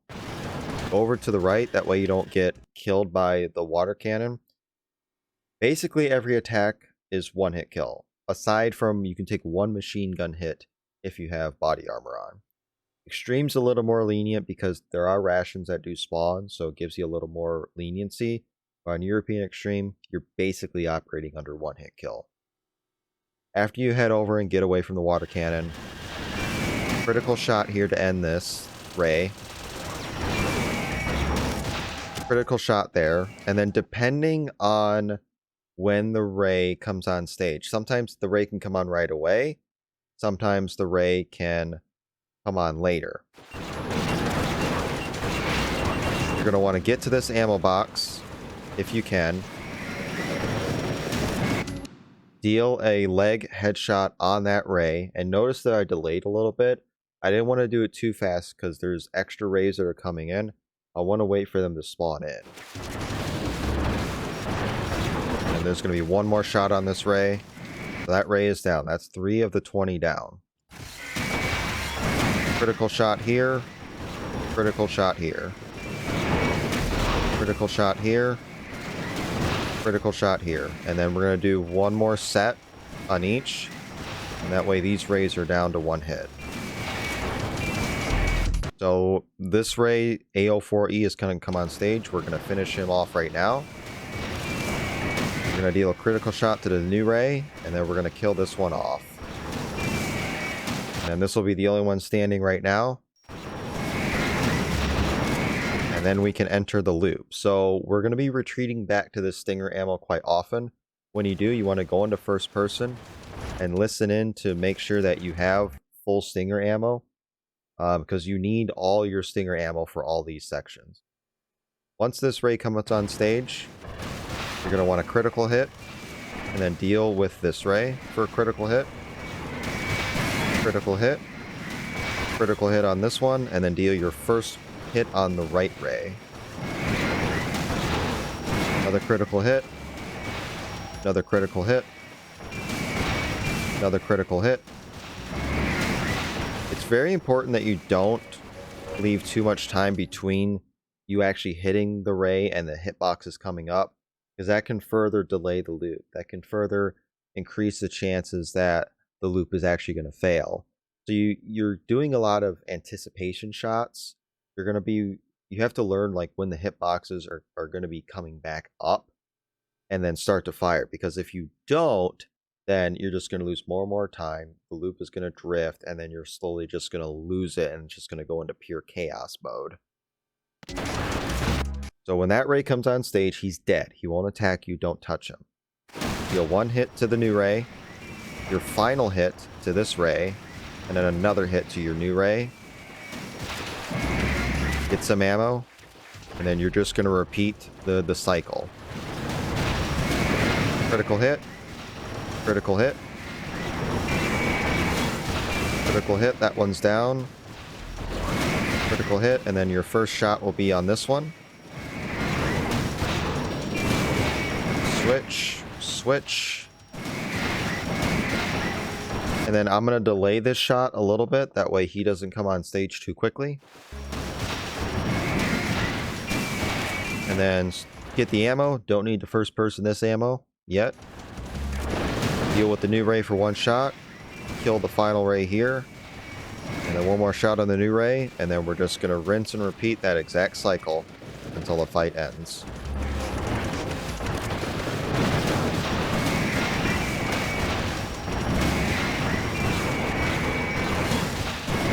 So I'm going to label these rays. So on stage on attack is ray 1. Off to the right here, the AO1E is ray 2. And then off screen is ray 3. So 2. So if you get that, if you get a back leg like that, you're done. You're pretty much done at this point. Like, you're going to have a hard time keeping this loop at this point. It would take a miracle for you to keep this loop, and then you're just going to go into chaos mode, which is basically you have to avoid rockets. You have to avoid water cannon attacks. You have to avoid machine gun hits.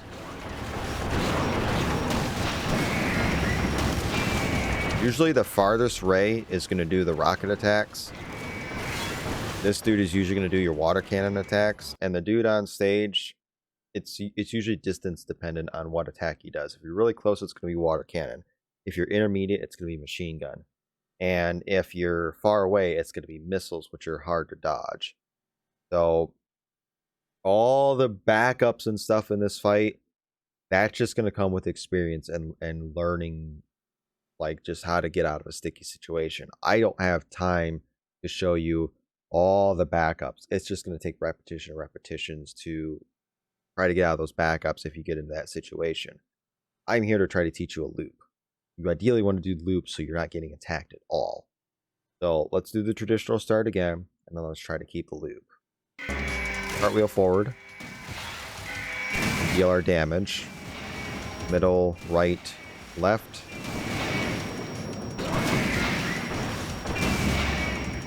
Middle, right, left. Middle, headshot only on right. Cartwheel, get out of the way. Kill this ray. Kill this ray. Try not to get back leg. If you do, it can be bad. Then you have to get ammo again. And then that ray could be coming on stage. So if you get back leg on AO2, the second ray, you're in a world of trouble. So what you could do on that ray instead is kind of delay your shot to ensure you're not going to get a back leg shot. Because it doesn't really matter when that third ray comes on stage.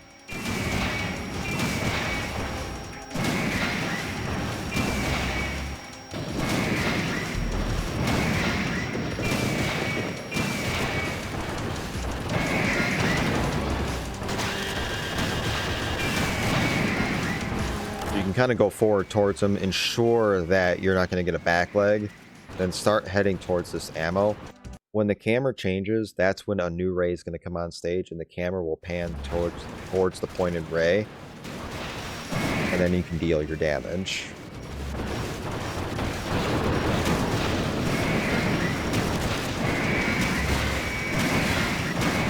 through our standard hits here. Should be able to get 3 off here.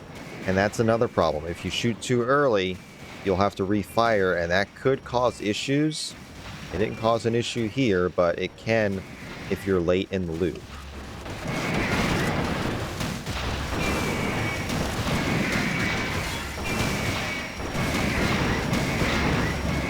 And pay attention to your damage as well on each ray, because if you only need a headshot, there's really no reason to do leg then headshot. But if you need more than a sliver, then you obviously have to do leg then headshot.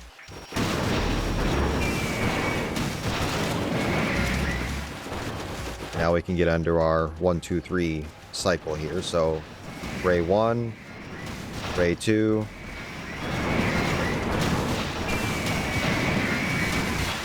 ray 1, ray 2, and then we do ray 3,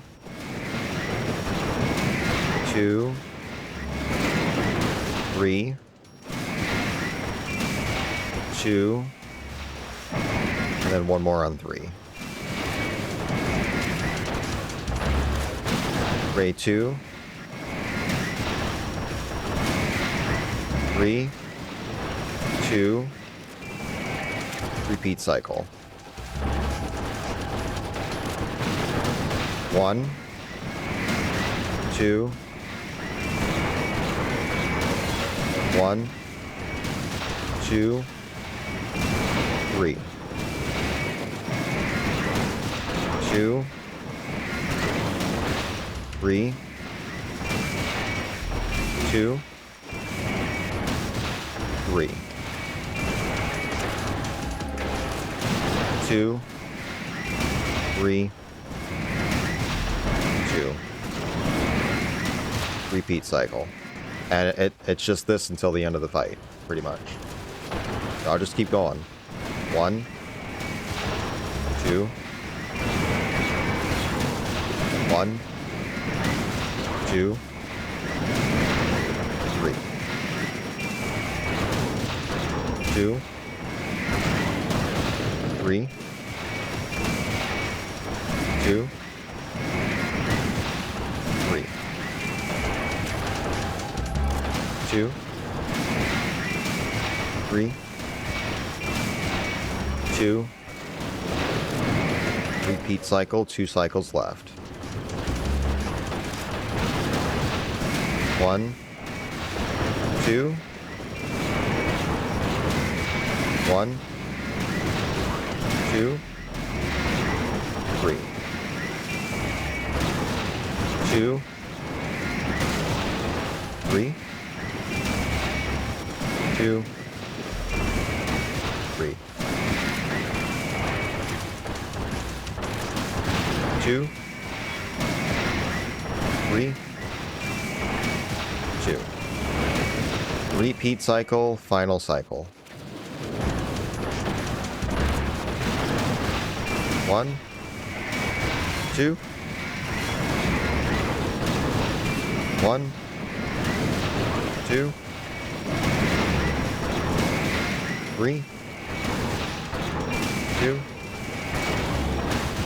3, 2, 3, and then just a single headshot would end the fight right there. So you can use turbo for the fight. It can be a little bit easier, but it is somewhat easy to accidentally shoot too soon. I would say I wouldn't use turbo on this fight until you get real comfortable with it, like I am. And it's good experience if you're going to be playing on console, because you're likely not going to have turbo. So the only thing that differs with the faster intro that saves about 12 seconds is just the order you're doing the raise in. So I'm going to show you a little bit of a faster intro on how to do it. There is an even faster total loop on how to do this, but we're not going to cover that in this run or in this guide. Again, visit the wiki below if you want to learn alternate and advanced strategies. So for the faster method, what you're going to do instead is you're going to do a headshot here, delay for a second, do another headshot here. So you want to get critical shots if you can as their mouth's open. So headshot, Headshot. It's not super important that you get the critical shot on the first ray. And you're not going to get one on the third ray because their mouth is closed. So you're going to do middle, left, right instead. Keep approaching as you're doing your shots. And then a critical shot here. A critical shot here. Critical shot here. You may have to get out of the way for this water cannon. If you're quick enough, you won't have to. Critical shot here. And then we're going to try to get a critical shot on the left ray. And then get out of the way before the middle ray ends up on stage. It's a little tricky to do. It is tricky to do. Let me try it again. Headshot. Headshot. Headshot. Leg head. Leg head. Leg head. Hit that one as the mouth is open. And then just before the ray comes on stage, you unequip, do your cartwheel, that way you don't get stopped. And then you're going to take out the middle ray immediately. Turn to your right. Try to take out this one if you can. And if this doesn't hit, then you're in a little bit of trouble. You have time to hit that. You just have to hit it eventually because you don't want that one coming on stage. You want the one that just came on stage coming on stage. Critical hit here. Get some ammo because you're probably going to be out by then. Get another hit here. And I delayed that shot because I wanted to make sure that these rays were coming in. And then it's essentially just the loop from before.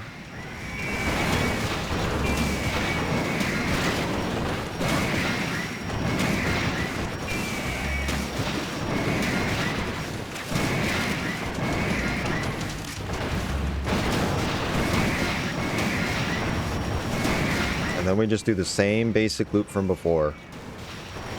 So only the intro changes, everything else is pretty much the same. So there's the Metal Gear Ray fight. There's a lot involved in that fight potentially. And I hope that explains the loop at least somewhat. And gives a decent example of some ins and outs when it comes to that fight. Skip this save, and then we're using turbo. If you choose not to use turbo, HD collection, it's only 15 seconds. The torture was nerfed. PC, it's 50 seconds. HAL Sons of Liberty is 60 seconds to do this torture on European Extreme. Slice those times in half on just regular Extreme. You need to mash at a rate of about 9 times a second in order to not lose any oxygen. Use turbo. Save your wrist. It's just not worth it, honestly. We have the tools, we have the technology. Why not just use it and just hold a button for just this stupid section? Like, it's just flat out not necessary to put our wrists through this, at least in my opinion. If anybody doesn't agree, that's fine, but I like my health, I like my wrists. So, turbo it is.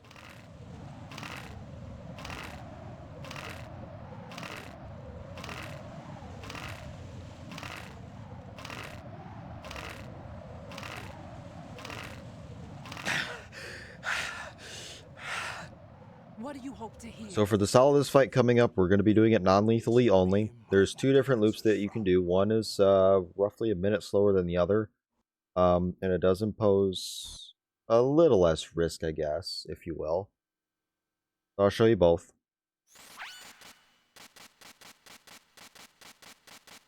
We're just going to turbo through all these cutscenes and codecs here. We should be on our non-lethal side of the blade. We switched to that during the ascending colon sequence before Tengu 1 when we had the blade equipped. If you didn't, then just quickly switch to it now.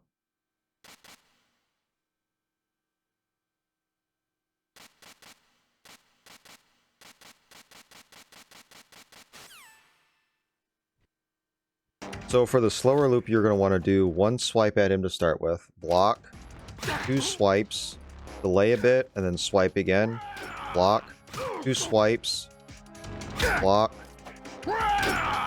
2 swipes, swipe, block. It is a slower method. I really don't recommend this method, but it is an option if you are uncomfortable with other methods.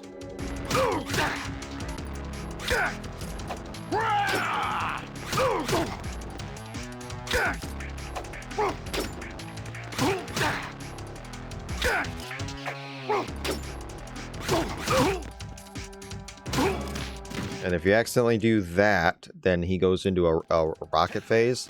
You basically have to cartwheel between his rockets, and on PS2 versions, European Extreme, it is an instant one-hit kill. On the HD collection, this fight is incredibly nerfed from a health standpoint. You can take a lot of hits even on European Extreme, but on the older versions, you really have to be careful.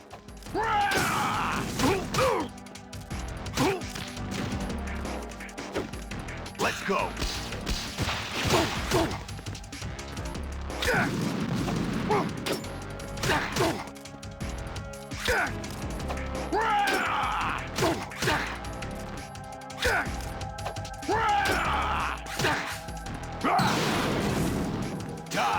Another thing with this fight is if you accidentally get caught on fire, switch to your BDU, it immediately puts out the fire.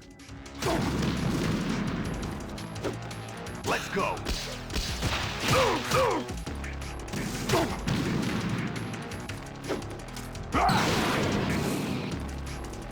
But with how long this fight goes on with this loop, it's not something I would generally recommend. Instead, let me show you a better method on how to do this fight, not only faster, but in my opinion, I think it's a little bit easier.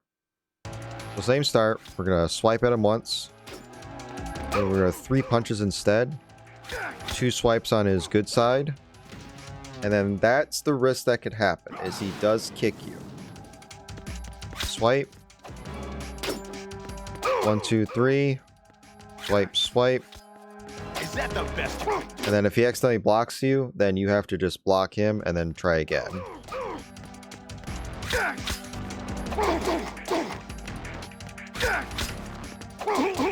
If you do this ideally, you're going to do 15 3-punch combos and then a 4-punch combo to end phase 1.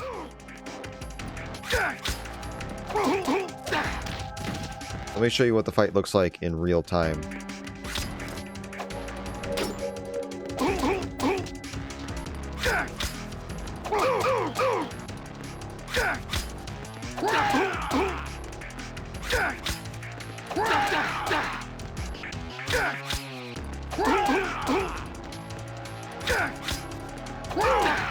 The key thing is you want to like re-attack him when he's just about to attack you. That's when you do the punches.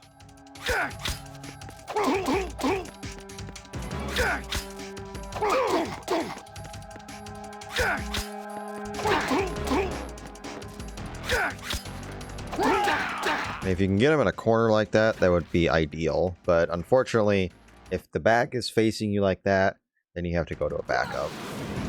Take this.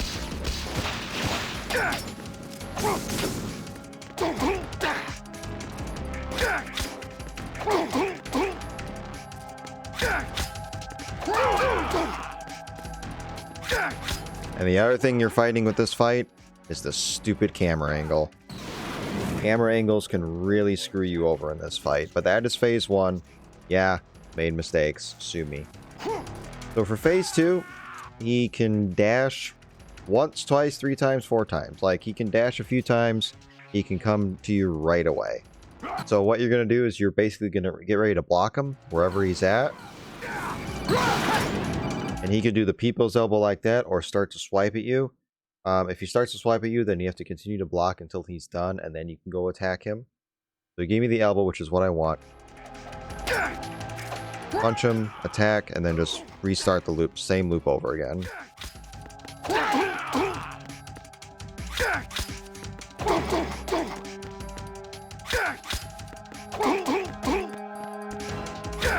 Swipe, swipe. 3 punches. Swipe. See, I was too far to his back. That's why. That's why it didn't work. And then if you get to the opposite side, I have a hard time like doing it from this mirrored method. It just screws with my vision for some reason. So let's start the fight over again. punch, punch, punch. Swipe, swipe. You have to do 2 swipes. You cannot do 1 swipe. It will not work.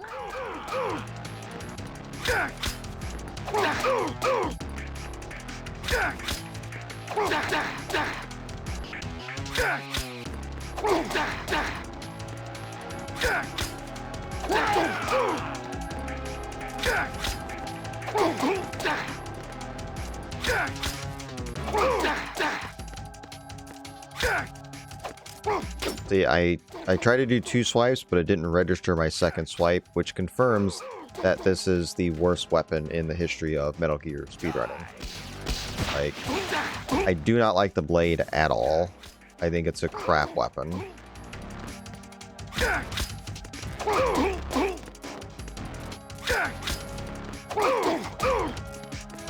But otherwise, I mean, the core mechanics of this loop is pretty simple. 3-2, 3-2, 3-2, 3-2, 3-2. And then if you just drop one or miss one, you just have to know how to react and attack and not get hit by the rockets, basically. He'll shoot rockets if you're a certain enough distance away. So if you do lose the loop, you want to get far away. That way he does shoot the rockets. Otherwise, he'll dash and do other random things. And if he can do 2 attacks at you like he did, and then do the long roll like he just did with the swords, or he can do 3 and then end with like a stab. If he pauses, that means it's just a 2 attack and you need to get out of the way of his 3rd attack. I didn't get out of the way, and you can see what kind of damage it does. But whatever you do, either swipe at him or re-punch at him and try to start the loop again.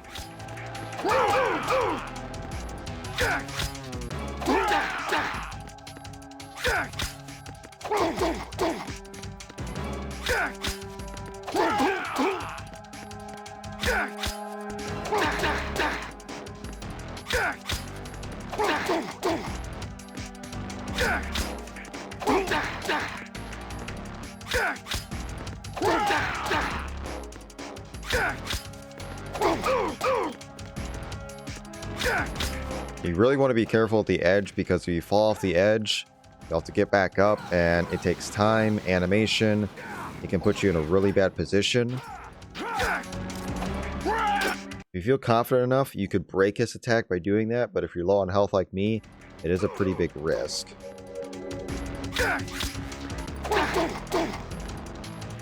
Just a few more combos should end the fight.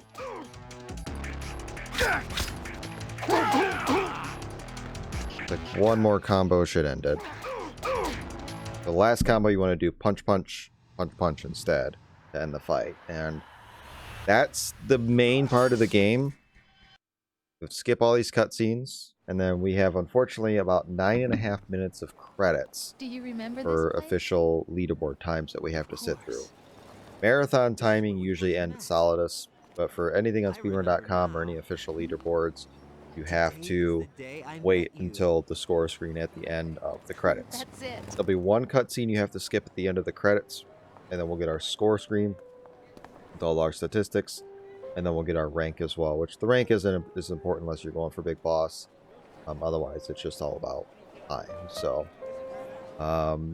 we'll fast forward to the end of the credits, and we'll show you what the score screen and everything looks like, and then we'll get this thing wrapped up. So, appreciate you watching up to this point. See you at the end. Alright, so as we come up to the end of the credits, you need to make sure to skip this cutscene coming up, either with turbo or you need to mash X. A long cutscene if you don't skip it. If you just walk away and forget about it, you're going to be losing a lot of time.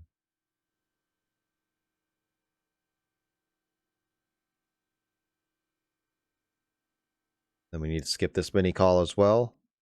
And then we finally get our score results. So, obviously this was a save, so that's why the score and everything looks pretty bad. But I would say ideally, if you want a good starting point for European Extreme, aim for under 2 hours. No matter if you're on PC, console, whatever. Start with under 2, and then just start working your way down by 5-minute increments. When you get under an hour and a half, I would say you start to get into like minute increments, 129, 128. And if you're on PC, you get into like, okay, sub 120, 119, like, and so on. But yeah, that's going to do it for the guide. Go one more screen in advance. You get your rank. Eagle in this case, since there were no big boss strats. But yeah, that's pretty much going to do it for the guide. Again, tons of links are below for the wiki. If you want to follow me on Twitch, if you want to check out the Twitch team I'm in, the Lime City unit, if you want to check out my Discord, my speedrun profile with all my credentials and runs and all that stuff, check us out. Check us out. Follow the links and check out the cool people as well that contributed to this. BMN with all of his tools, and there's just so many good people in the community that will get you up and running this game at the highest level and the highest difficulty. So appreciate everybody for watching. If there's any questions, feel free to reach out. I'd be happy to show you something, teach you something, clarify something, whatever. I know I'm not the best at these guides, but at least something's out there for European Extreme now. So take it easy, everybody.